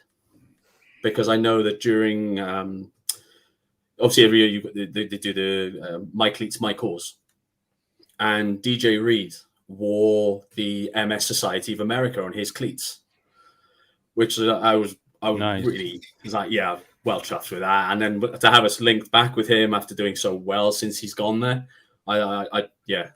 it's pure selfish reasons, but I still think he'd be a great addition anyway. It's not selfish at all. You have every right to want that. Nick, funny enough, Nick should mention that because Nick's actually got the British MS Society on his gloves. So when you put it together, don't you? So read it. Oh, nice. I was about to ask about them gloves, but I didn't want to go back to your MS. That's cool. Man. Do you have them yet, or no? You don't have them yet. Yeah, I had them. Okay. I had them made at the beginning, right at the very beginning of the pandemic. Okay. I reached out to a sports glove manufacturer here in the UK. Spoke to them about it. They do lots of different things. It's not like they did anything above and beyond or special or anything, but it's a company called Nuola. Okay. And we got permission from MS Society Cymru, which is MS Society of Wales. They were quite happy for me to use the logo. And so we now have the logo on my glove and my own little hashtag balling with MS on the cuffs. But, good for you, Nick, man. Good for you. Yeah, man. Really. Good for you. Really. You know, I mean, now I don't want to bring football out of it, but yeah, I agree with you about what you just said. But I think it was a challenge you just said or something. DJ Reed. DJ Reed. Oh yeah, DJ Reed, the cornerback we had. Mm-hmm. Yeah. Do you guys want him back? Yeah, I was upset when they cut him. I was too. I thought it was a huge mistake when they let him go. And he was great in college, and he was a returner too. He was brilliant. Yeah. They were clearly hoping he was going to clear waivers, and the Seahawks weren't going to let that happen. That's exactly what happened. Yep. You know, they wanted an insight into our playbook that year. Yep. So, and we gave it to them. We handed it to them on a silver platter, and he's turned into. I think he was. PPF had him ranked as the 8th best covered quarterback in the league. So he's taken massive strides playing for them as well. Yep. Yeah, they came in and scooped him right up, and Shanahan was not expecting that one. Who would you take, Spoon or Reed back? Oh, Reed. Oh, Reed, yeah. I wouldn't even touch Spoon. Yeah. I wouldn't touch him. That's a good answer. Oh, we touch Spoon. Sorry. If you're watching, Akello, I'm sorry, but you haven't been playing very well. It's all good, bro. Don't worry about it. Get out of your head, Akello. I don't want Spoon either. I'd rather stick with Reed. So we got Reed back. Reed did pretty good. Mm-hmm. And what I saw on, I think it was Ron or Mike that posted it about Tart. Tart's in the talking of leaving. Yeah, he's testing free agency again. Yeah. Do you want him going? Honestly? No. I don't either. He's I didn't realize how little we were actually paying him over the not just last year, because obviously there was that. It was the COVID cap year. A lot of players took a lot less than what they were probably worth. But I didn't realize how little we were paying Tart. I really didn't. Yep. He's on pittance. You know? He's under $1 million. Is he under $1 million? He's at like 1.1, and he keeps taking it too because he's tested it. Like he tested it last year. He was on a 1-year deal, and then he's going to test free agency again. He didn't have a market. I don't know. He may have a bigger one this year, but a lot of fans just after that drop. Yeah. Even with his injuries, I know he took a lot of heat, but I don't think they realize how valuable he is to that secondary. I seen the thing. I think it was that when I was at work too. I looked at him like, I gotta bring this up on the show. the 1-year deal with Nate Suffield, $2 million. Was that worth it for him? Do you think? 1 year, $2 million. Don't know if it was guaranteed or not, or I think it was a guarantee. I think. Yeah, there's a fair bit of guaranteed money in there. It is a lot, isn't it? Was it even worth it? I mean, he's probably going to end up paying backup or maybe a third stringer because whoever Shanny thinks about bringing in. I mean, even if we go for a quarterback in draft, I hope it's in the back. I don't want to be in the front. I'd rather be like 5th, 6th, 7th. I'm fine with that. Because damn well Trey Lance is going to be competing with these other 2 quarterbacks for the starting role. And we better not hear saying something about, oh, this guy's going to do better than Lance. Like, you guys going to do this again this year? Seriously? What the hell is wrong with you guys? I don't understand you guys. I don't. People will find a new hill to die on. Yeah. I just don't understand why they're doing that shit to Trey Lance for. Yeah. Let the kid We know play. why they're doing it. Let the kid play. Let him get used to the NFL level. So, I mean, Sudfeld, I think he's like a player coach at this point. He's great in meetings, so they're paying him because he's awesome in meetings. I don't know. I haven't seen too much of him, but was he good? Was he good with the Eagles? He had that one infamous game where they pulled out Hurts to put one intimate game. One intimate game. He was only known. He was only known because they threw him in there to purposely lose the game. One game tells it all. He's the best there ever was. Right. So, it does seem from the con. Sorry, go on. No, I was just saying they threw him in there to sack, didn't they, in that game? I think that's the one Ron's on about. That's when we got Doug Peterson fired, isn't it? Yeah, I didn't mean to cut you off there, Ron. I'm sorry. No, it's okay. Just one game. I'm like, just for one game? Are you serious? You're gonna take him to say, oh, he's yeah, that's what I'm saying. Like, so I don't know. There's a couple of guys on the roster that I don't understand why they just bring them back. Like Flanagan Foles. I don't get why that guy keeps coming back. I just don't get it. He seems to field a fair bit, and he does. You will hear his name called a fair amount as well on special teams. He does get quite a few special teams tackles. And he's going to be on one of the minimum contracts, so plus one of our linebackers is going to get hurt. So he reminds me of Will Hoyt. You guys remember Will Hoyt? I remember Will Hoyt. Yep, I remember him. It's like a flat soda. No gas. No gas, no brakes. Oh God, yeah. I don't know if I showed these guys. I know I didn't show these guys yet. What I just had on here before. I had it on here earlier, but I took it down. So I figured we weren't going to talk about it anyway until we all calm down with the other quarterback stuff. And I'm sick tired of talking about the quarterback stuff.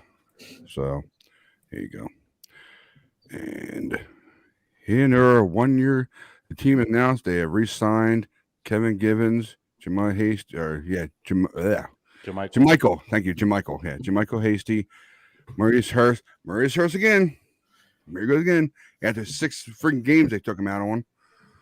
Colton McKivitz to a 1-year extensions. The Niners also, then of course, named Suffield to a reserve future contract. And I know it's not on here, but $2 million for 1 year. I mean, Jamichael Hasty. I know Kevin's good. He's actually doing very good. Hasty, I'm not too keen about. Hurst, I don't know where their head is about him. McKivens, I guess I don't know how good he is, but in SF field, they just, playing with him, I guess. So what do you guys think about that real quick? I wonder if Givens and Hurst, well, not so much Givens, as you say, Givens done quite well, actually. I wonder if Hurst is more of a signing in line of, okay, we don't think we're going to keep DJ. or we're not going to have the opportunity to keep DJ. So we best make sure we've got people here who do know the system.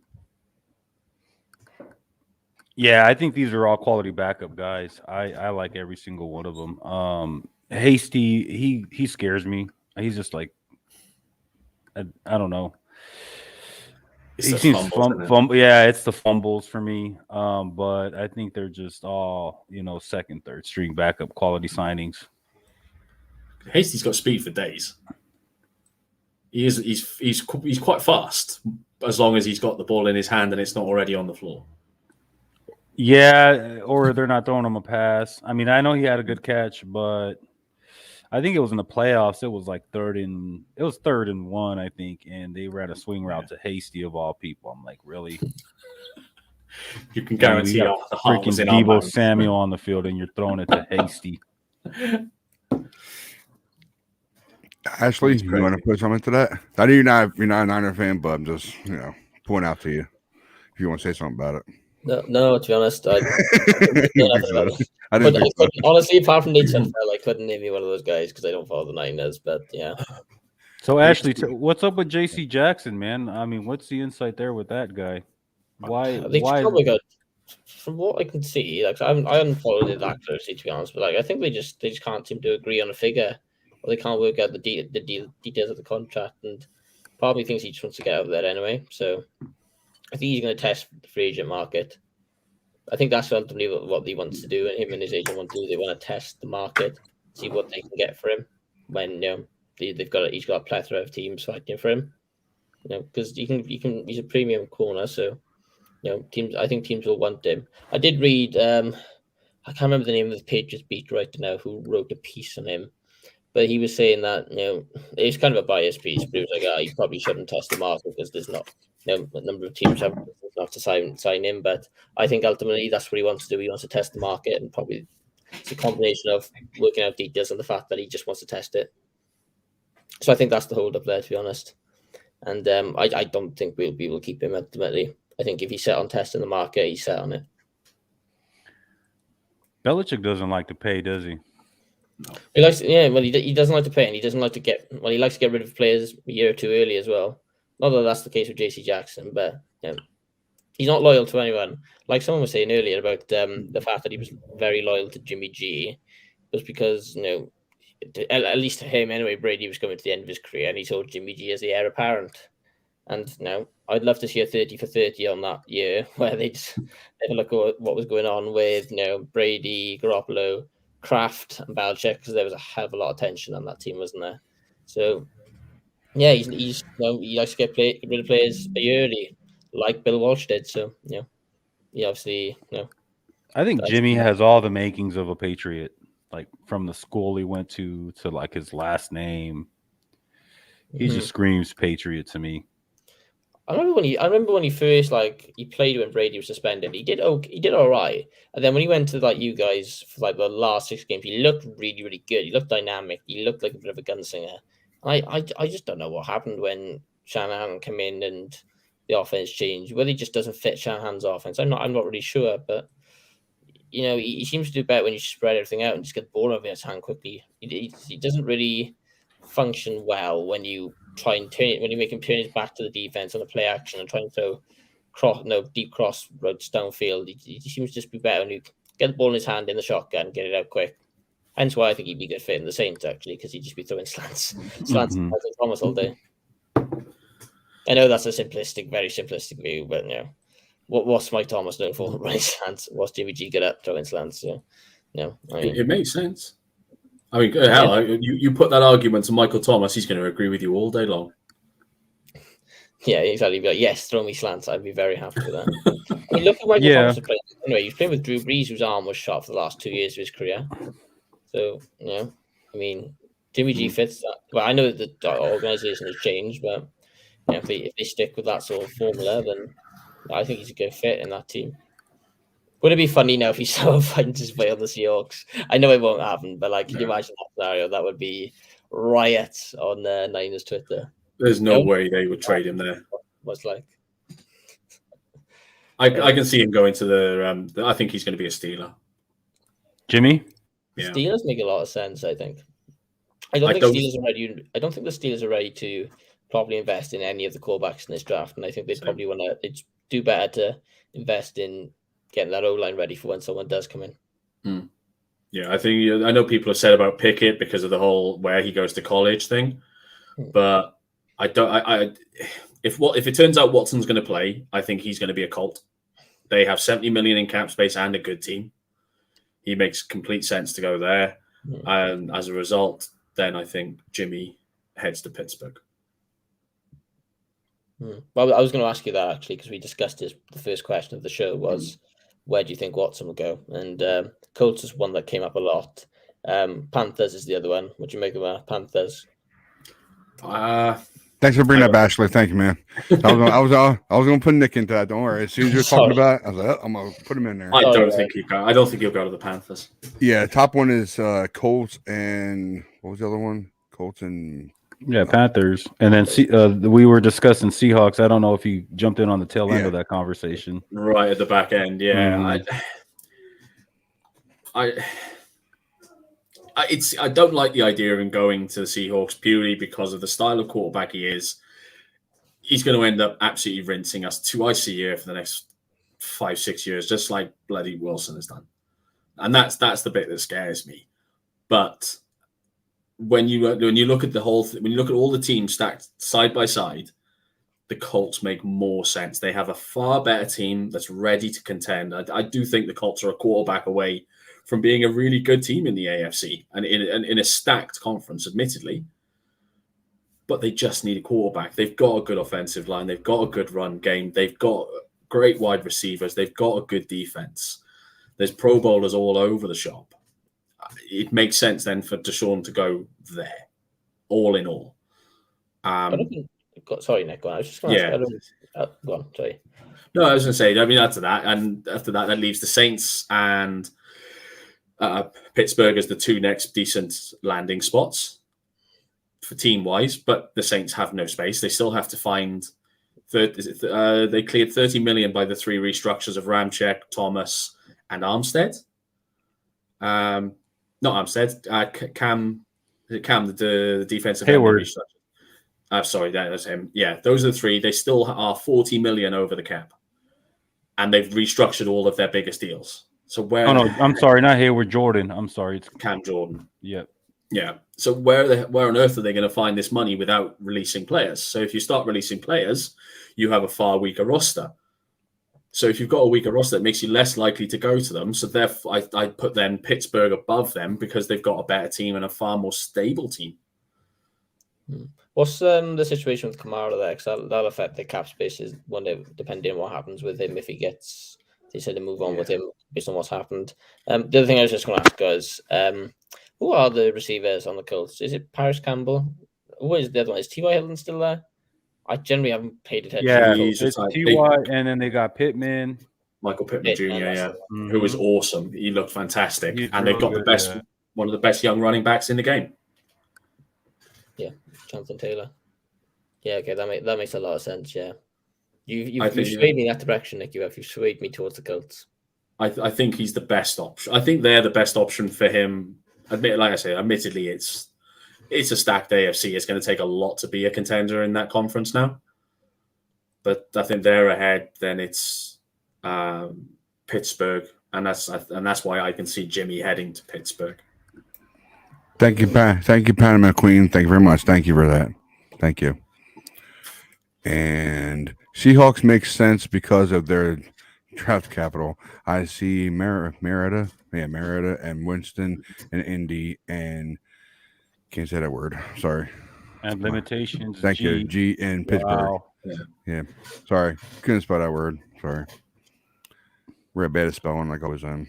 So for me, with the Seahawks situation, I just think it'd be absolutely bonkers for them to move on from Wilson and then replace him with a similar sort of style of quarterback, having not really fixed anything, because they'll have to give up a load of those picks anyway. Plus part of the package was that they got Drew Lock as well, who's still on a rookie contract and has only played 2 years in a system that really didn't suit his skill set at all. Really didn't. I can't stress it enough. It really annoys me what the Broncos tried to put him into. So it makes sense draft capital wise, absolutely. I just don't think they would trade Wilson to then go after him specifically. If you know what I mean? And particularly given that he might have to face a suspension as well. I just think they will probably give Locke 1 year with a system that suits him, see what he does, and then I doubt they're gonna do much this year anyway, but then save those picks now or package them to get someone next year in the draft, which is a much better QB class, and they can give them then a much more QB friendly system to walk into as a rookie. Because they've got holes they need to address, particularly O-line, so probably best suited saving those picks to address that and then giving the QB who comes in next year, much easier transition, providing they don't lose DK and Tyler Lockett. Well, I think someone said earlier, disgruntled now. Yeah. Can you blame them? Oh, God, no. I mean, they've lost a Hall of Fame quarterback. In my opinion. You may not like to agree with it, but I think he is. No, he is. He is. Yeah. He is. I hate him for it, but he is. I don't know. It's just going to be interesting to see what Seattle does, because right now it's like, I mean, you're really banking on the fact that you think Carroll can draft. I mean, they do have a lot of open salary cap space. So again, that's what I took away from the whole Russell Wilson thing was it's either Wilson. Wilson was clearly not happy. So, I mean, do they go young guy in the draft or do they go Watson and trade away the draft picks that we know are going to botch? They're going to botch anyway, like Nick said, so I wouldn't rule them out either. Again, it's just like, that's why we're going to just sit on the whole Jimmy situation. I think is going to continue to drag on until we have an answer on. I know. I think that's the worst case scenario we're seeing right now. The fact that it is dragging on, we're not opening up that cap space to go and do what we need to do. So I float your question, Nick, that I floated the guys earlier as well. It's related to what the Watson situation was. Given that now he is on the market really, or appealing to a lot of teams now, how does that affect the Jimmy G's trade value? Because before he became an option, there wasn't a great deal of options in the free agency market at QB, nor in the draft, so that would have helped Jimmy's value. But everything recently seems to be hindering his draft value, or his trade value, I should say, given the shoulder surgery and the fact now that Watson is a premium quarterback on the market. Yeah, it clearly drops Jimmy down. Because whoever, the teams are going to be wanting Watson, and you can't blame them. Watson is if we're talking about his play on the field, is a fantastic player. They're going to want that. That's what they're going to be budgeting for. You're going to find then Jimmy's trade value will drop too. Then because whoever gets that, should he be available, you've then got less teams fighting against each other. So you've got less teams to play off against each other. It's going to bring. It's going to bring Jimmy's price down. It's the only way it can go. For me, anyway. Mm-hmm. But for some reason, I see Watson in Carolina. It might be true. They're really serious about making a push for him. So I agree with that, to be honest. Because there's evidence there to suggest that they're really willing to give up picks for him. And I haven't seen anyone yet else really... or at least any rumors suggesting that anyone else has done the same.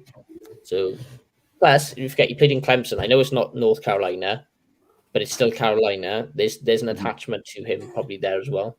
Yeah. Or maybe, anyway, I know they got NC State and UNC there, but, it's not far. I mean, it's not overly far from Georgia where he grew up either, so it moves him closer to home as well. So that might interest him as well. It does make a lot of sense. I think some of that might depend on whether or not they can shift McCaffrey to get some of those picks. Whatever they're going to give up for Watson, they're going to want to try and recoup some of it. See what they can get for McCaffrey, perhaps. Didn't they sign McCaffrey fairly recently, like a couple of years ago, to a massive contract, and then he's just been injured since? Am I right in saying that? Yeah. I feel like I am. Yeah. He's Yeah, highly no, paid. you're right. Which usually that's what usually happens. But yeah, so looking at McCaffrey, he's signed through 2025, and I don't know. It would kind of be hard to imagine bringing in Watson and then shipping out McCaffrey. You might want to pair those two together. But I do think the Colts do make a lot of sense because, man, they're loaded in cap space. I mean, they have a lot of cap space available. Yeah. Panthers have about 28 million in cap space, and the Colts have 69.8 million in cap space. It's huge. With all the weapons they've got, they can still go out and get more. And they have the draft picks now after the Wentz trade to make the offer for. And I think the Colts are in win now mode. I know some of the guys think that, Jimmy would be a right fit, but if you can go out and get Watson, screw Jimmy. I mean, you're going Watson. Yeah. I was gutted. I not without being nasty, I was gutted with the news that Watson was potentially back on the market because we all knew what was going to happen. It meant that all of the interest was going to wane in Jimmy. And it was going to make our situation drag on. It makes sense to go after Watson. Who wouldn't want Watson? If we didn't have Trey Lance and there wasn't all this problem, we'd want Watson. I remember for a while that the Niners were linked with Watson before this scandal came out. We already know about that. Thank you. Is this Mav? is this Mav. Yeah, Maverick. Yeah. Yep. Did you guys hear about that? Yeah, I I know about that. I remember I put in the chat, Nick, poor Yeah. Mark, he gets traded.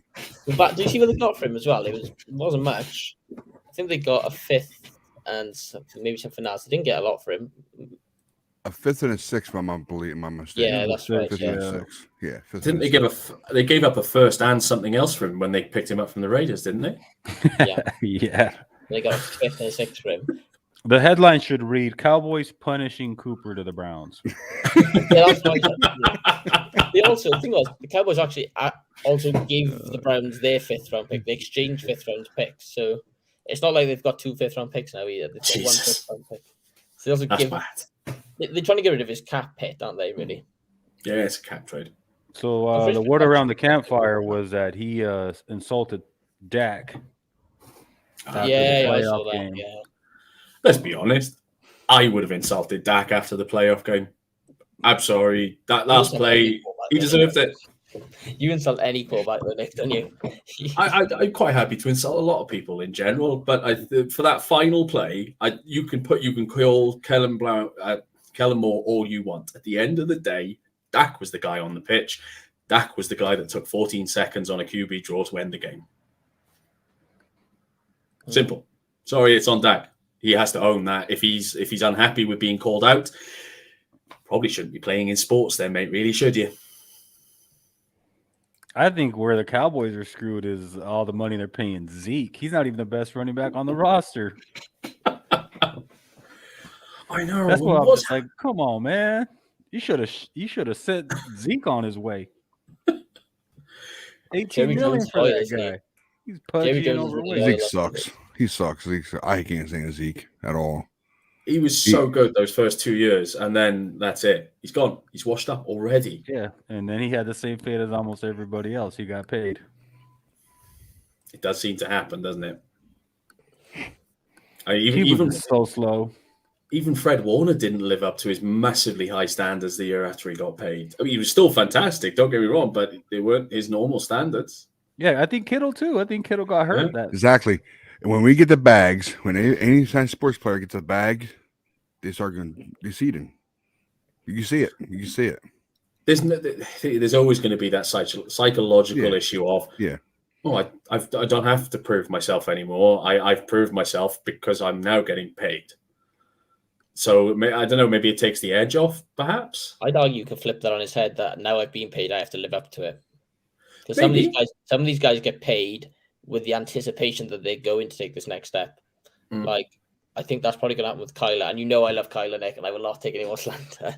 But I think that's a classic example that teams are going to pay him expecting, don't you dare, teams are going to pay him expecting to take that next step. Yeah. Look at Zeke, dude. Kingsbury as a coach at all. I was looking. I don't know if you saw that stat about Kingsbury's second half of the season record in college and the NFL. That is, yeah. Because I was like, all these years, I was like, why are the Cardinals so bad in the second half of the season? And I saw Cliff that. Kingsbury.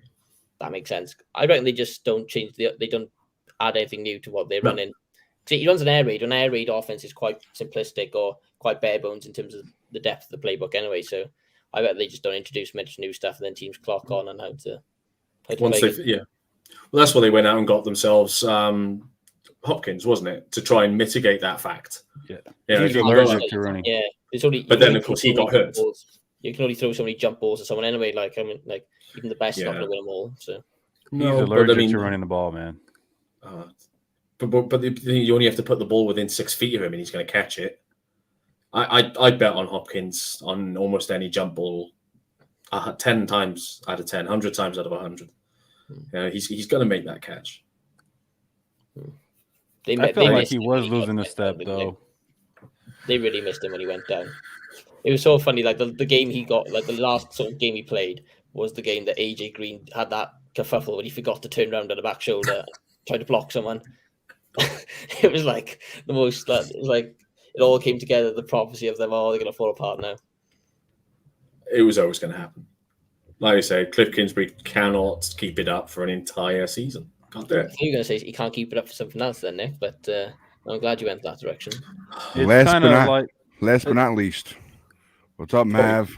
Hey, Mav, how we doing, man? Mav, what up, man? Last but not least.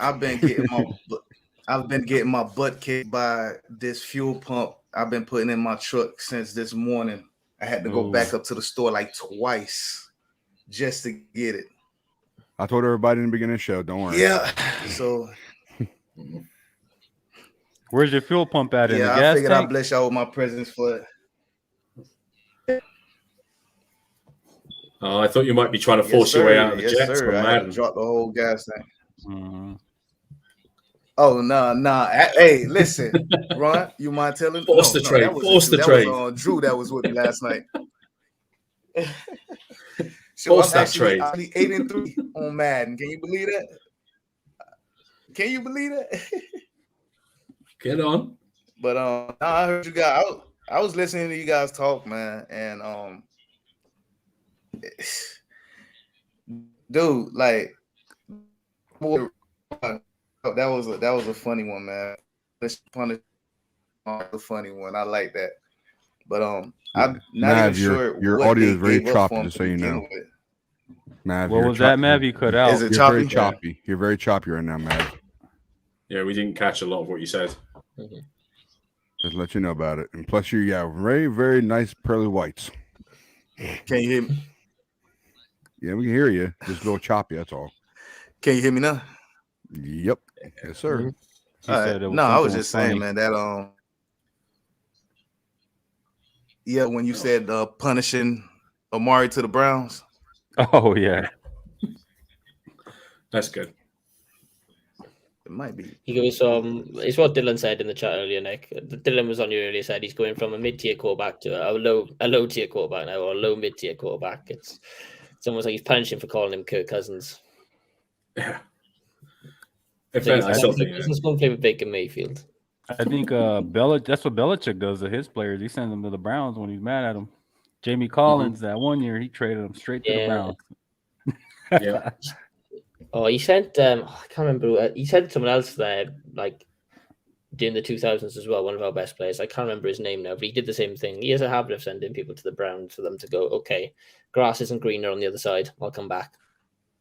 I can never figure out why it's the Browns, though, considering they fired him. Yeah. Different organization, though, technically, isn't it? His way of trolling. Organization's the Ravens now. No, legally it's still the Browns, though, because they kept the city of Cleveland were allowed to keep the logo, the name, all the player records, everything. If you look at the owner that fired him is the Ravens owner, isn't he? So, yeah. So he's really fired by the owner of the Ravens, if you think about it.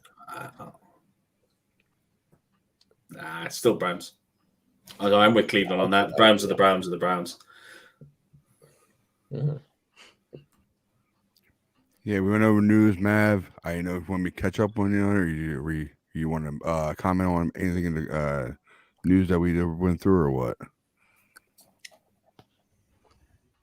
Go ahead, fire it up. Let me see what you got. I got you. Of course, the first one we did was, of course, this one. 1 second. Yeah, I'm sorry about the video, fellas. We having bad weather over here. Yeah, us two up here. Here you go, Mav. I mean, that I've been saying for the longest. I don't know who on the panel had been disagreeing with me about Deshaun Watson, but I say he was one of the 3 dominoes that needed to fall before Jimmy. So, I mean, Carolina, here you go. I don't see him nowhere else right now but Carolina. I don't even want him in a Seattle jersey. Well, the 2 teams that we all said was definitely the Colts and the Saints, and possibly the Panthers. I don't think he going in for a rebuild with the Saints. I don't see him doing that. Talk your smack, Mav. Could be were wrong. right. Talk your smack, Mav. Go ahead. Go dude. ahead. You got it. mean, You called us. I could be wrong with the Saints, but I just don't see him going with the Saints, man. Carolina makes more sense. Like, I mean, he already got Robbie Anderson over there, DJ Moore. If they do something by keeping McCaffrey and Chuba Hubbard over there, I mean, he good. He stacked. Carolina the best place for him. The Saints rebuilding too much. And the Colts, yeah, that's where Jimmy needs to be at right now, honestly. Okay, that's your answer for that. All right. Next one for you will be, when I get there. There you go. What about that one, Mav? Do you agree with that? I mean, we talked about that last night. Remember? Yeah, I know. I actually went down the list of a couple of free agent running backs. Some who are the same age, and one who's like 3 years younger, and that's Playoff Lenny. And he's way cheaper than most. No, actually, he's cheaper than most. So I would take Playoff Lenny any day over most. Yeah, me, Ron, Mike, and Drew, we all agreed to keep him for 1 year, improve himself. I mean, you can keep him. You can keep him, but if you can make a push for a Leonard Fournette, why keep a 30-year-old Raheem Morris when you could have a 27-year-old Leonard Fournette for at least another 2-3 years? Okay, that's up to the coaches. You got Eli. You already got. I mean, you already got Eli Mitchell on the bench anyway. I mean, he's right on the team anyway, so you don't need much. Raheem, it's almost certain that he's not gonna go the whole season. I got you. So basically, you're disagreeing with this. So it's all good. I'm on the fence. I'm on the fence with it. No, I'm on the fence with it. I'm not disagreeing with it. I'm really on the fence with it. True. Okay. Got you, man. No problem. No problem, brother. I got you. And I think the last one we did was the Bobby Wagner story. Would you want him next to Warner? Do you think? Who is that on Wagner? Yeah, Wagner. I mean, Warner? That's Warner. That's another thing too. That's another thing too. The age, ain't it?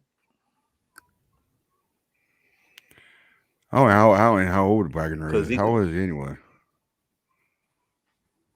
Bobby Wagner he's 30 something. I'll tell you right now. Real quick. That's another thing we have to look at stuff like that too. Yeah, okay. See, he's 31. So, and plus the money that he's asking for. Is he asking for much? I'm not even sure. Let me see. Where's he at?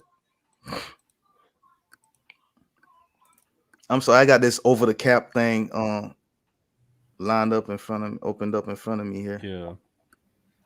Yeah. So I'm seeing everything. So it guarantees it was 18 million. Yeah, see, I mean, would you want to pay that though for just 1 year?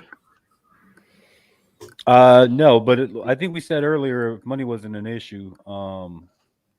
But yeah, I would agree. So I initially said Wagner, but I completely forgot about me pushing Jones the entire time.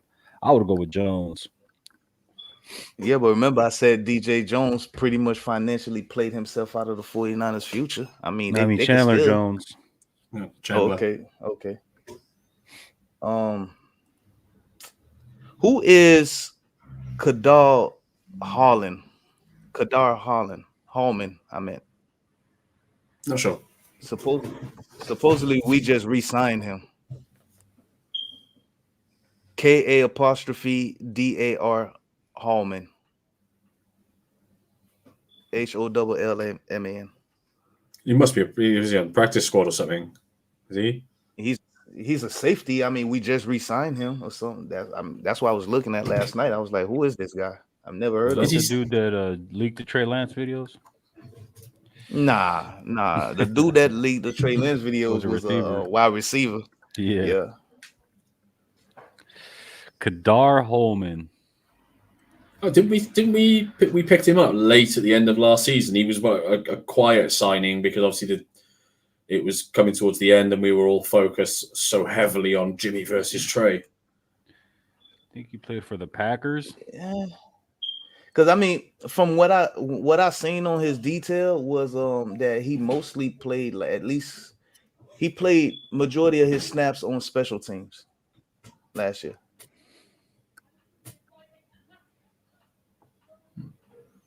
Yeah, I have no idea who this guy is, but he apparently he was a priority. Round 6 pick.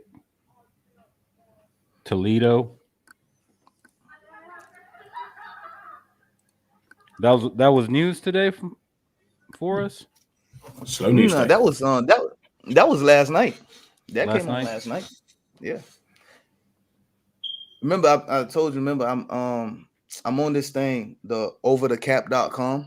I don't know if you guys, but I mean, you can play with almost every team on here. Cut who you want to cut, restructure who you want to restructure, and if you go through like the calculator, it shows you all of that. So that's how I was able to look at a lot of these little different running backs besides Raheem Mostert.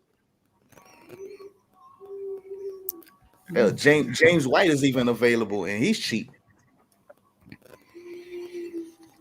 Hey, Nick and Ash, I know it's 10 o'clock. You guys good? You guys got to go. I'm going to be shooting soon. No problem. Go anytime you guys want. Yeah, cheers, man. Appreciate it. Do you want something tomorrow night, or? If everybody's all good, I'm all good. So yeah, I'll find out more later on. I'll be able to stay on till the end tomorrow. Cool. No problem, Nick. Down, guys. Love you, guys. Yeah, guys. Later. See you soon. See you, man. Yep. Okay. So yeah, I told everybody I definitely wouldn't mind having Wagner and pair up with Warner. It'll definitely help him out. And I asked him take a pick between Alshear and Greenlaw. And everybody picked Greenlaw? No, I picked Shire. Shire. Yeah, Okay, that's probably one of the reasons why I did it. Well, the non 49er fans were, I think, the same way. Non 49er fans we had, so it's all good. I'm gonna tell you which linebacker I would have loved to have back there to pair up with Warner, and that's Christian Kirksey. I love that boy. I don't know what. Listen, him and the linebacker that used to play for Green Bay, Martinez. Oh yeah. Blake. Yeah, Blake Martinez.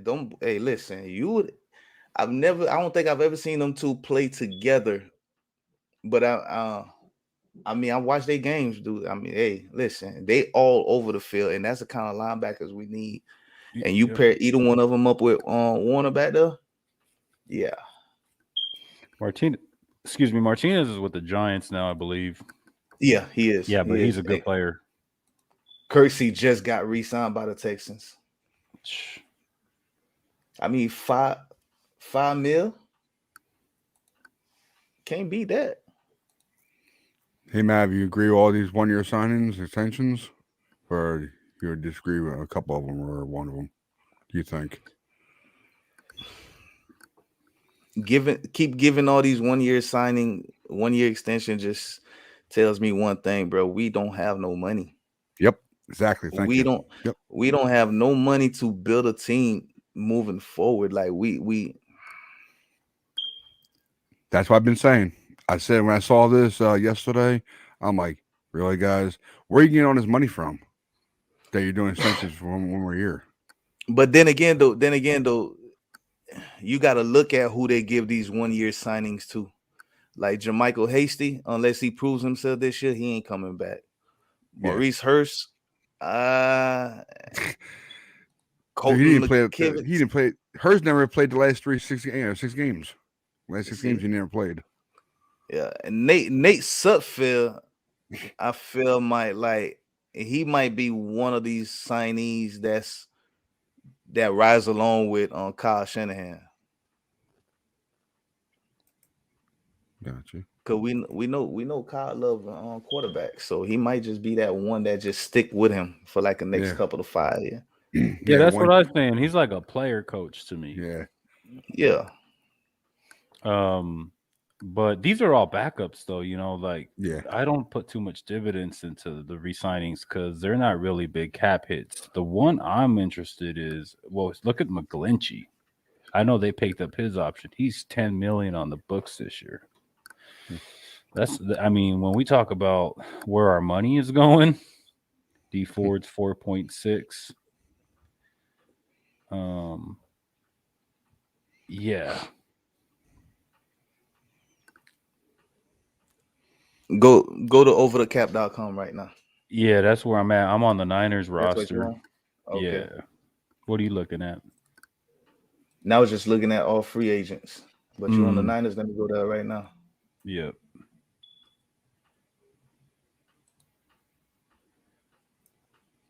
I guess you got both your cars fixed there, Mav? No, I listen, I just took a break real quick to jump on here and bless you guys with my presence, man. I got you, brother. No for problem. Sure. Appreciate it, man. No problem, brother. You know that. And I'm almost done too. I got like 15 minutes left to just put a damn thing together. I'm like, you know what? Let me just chill real quick. It's all good. Because they finna get off. Let me jump on here real quick with them. Let me see. Unrestricted free agents. Yeah, I guess I get about 5 more minutes. We can get off. Cool. I gotta take care of my kids. Yeah, I'll sure be on here tomorrow. Hurt stays hurt. McGlinchey is still not 100% healed. I'm sorry. My bad. Healed. Watch they bring back from Compton. Oh my God. They bring back Tom Compton. Hey, who said something about Tort was going? He's testing free agency. I didn't say. Yeah, I'm sorry. I texted wrong. I said he was gone. Okay. But it looks like he's testing free agency. Yeah, I felt pretty sure I read that wrong. And you said gone. Yeah. I'm like, he's gone already? Damn. I mean, do you really believe they're gonna bring Tom Compton back?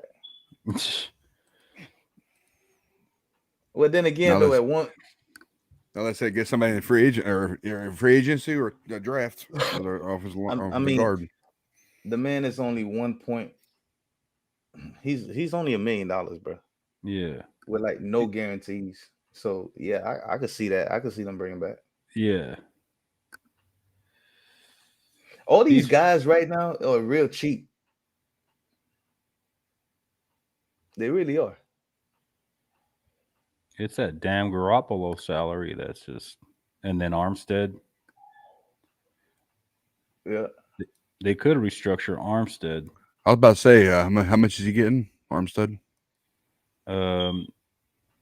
Cap number is $20 million this year. Damn. Arden Yeah. Keys is only one. Yeah, man. They need to go ahead and re-sign that boy, Arden Keys, man. He cheap. So No, I like Key. Like Key. I think so. D Ford's on the book still. Got to figure out what they're gonna do with him. I don't even know why they picked up McGlinchey's option, but they did. He's 10 million, 10.8, almost 11. And I don't know. I know you guys like that. I think Ryan, you like Ebukum. You said he came on late, but I honestly could see doing away with him. But he's 8.2 million. That could free up space for Chandler Jones.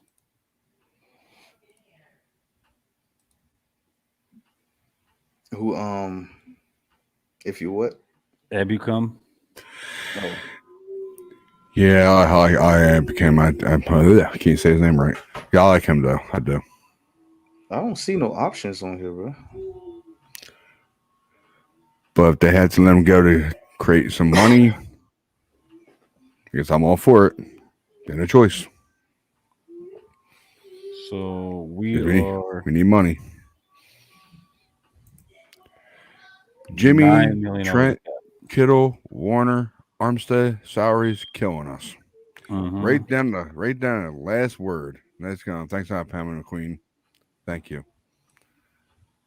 That's where you put it. I think Trent's worth it. Man, they restructure Kittle. They have to. I mean, I don't want to get rid of him, but I want to restructure his contract. I really do.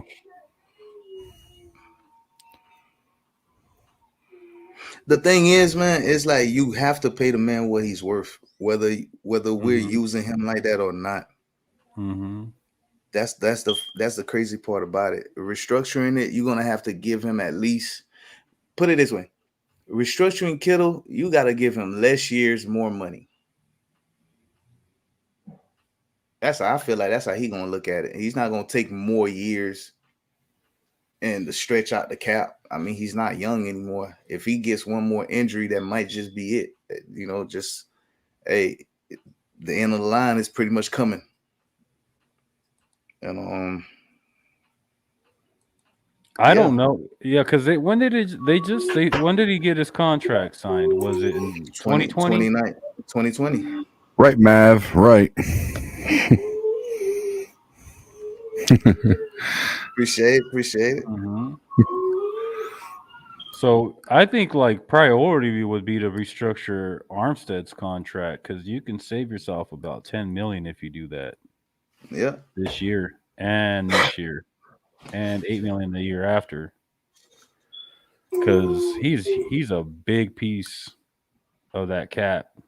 I could lose Kittle, but I can't lose both Kittle and Armstead. Mm-hmm. Put it this way: I can lose. Well, can I lose? No, see, we need defense, so I can't lose defensive pieces. I'm okay with losing offense. Whose contract start this year? Kittle's or Armstead? Kittle's, yeah, Kittle's.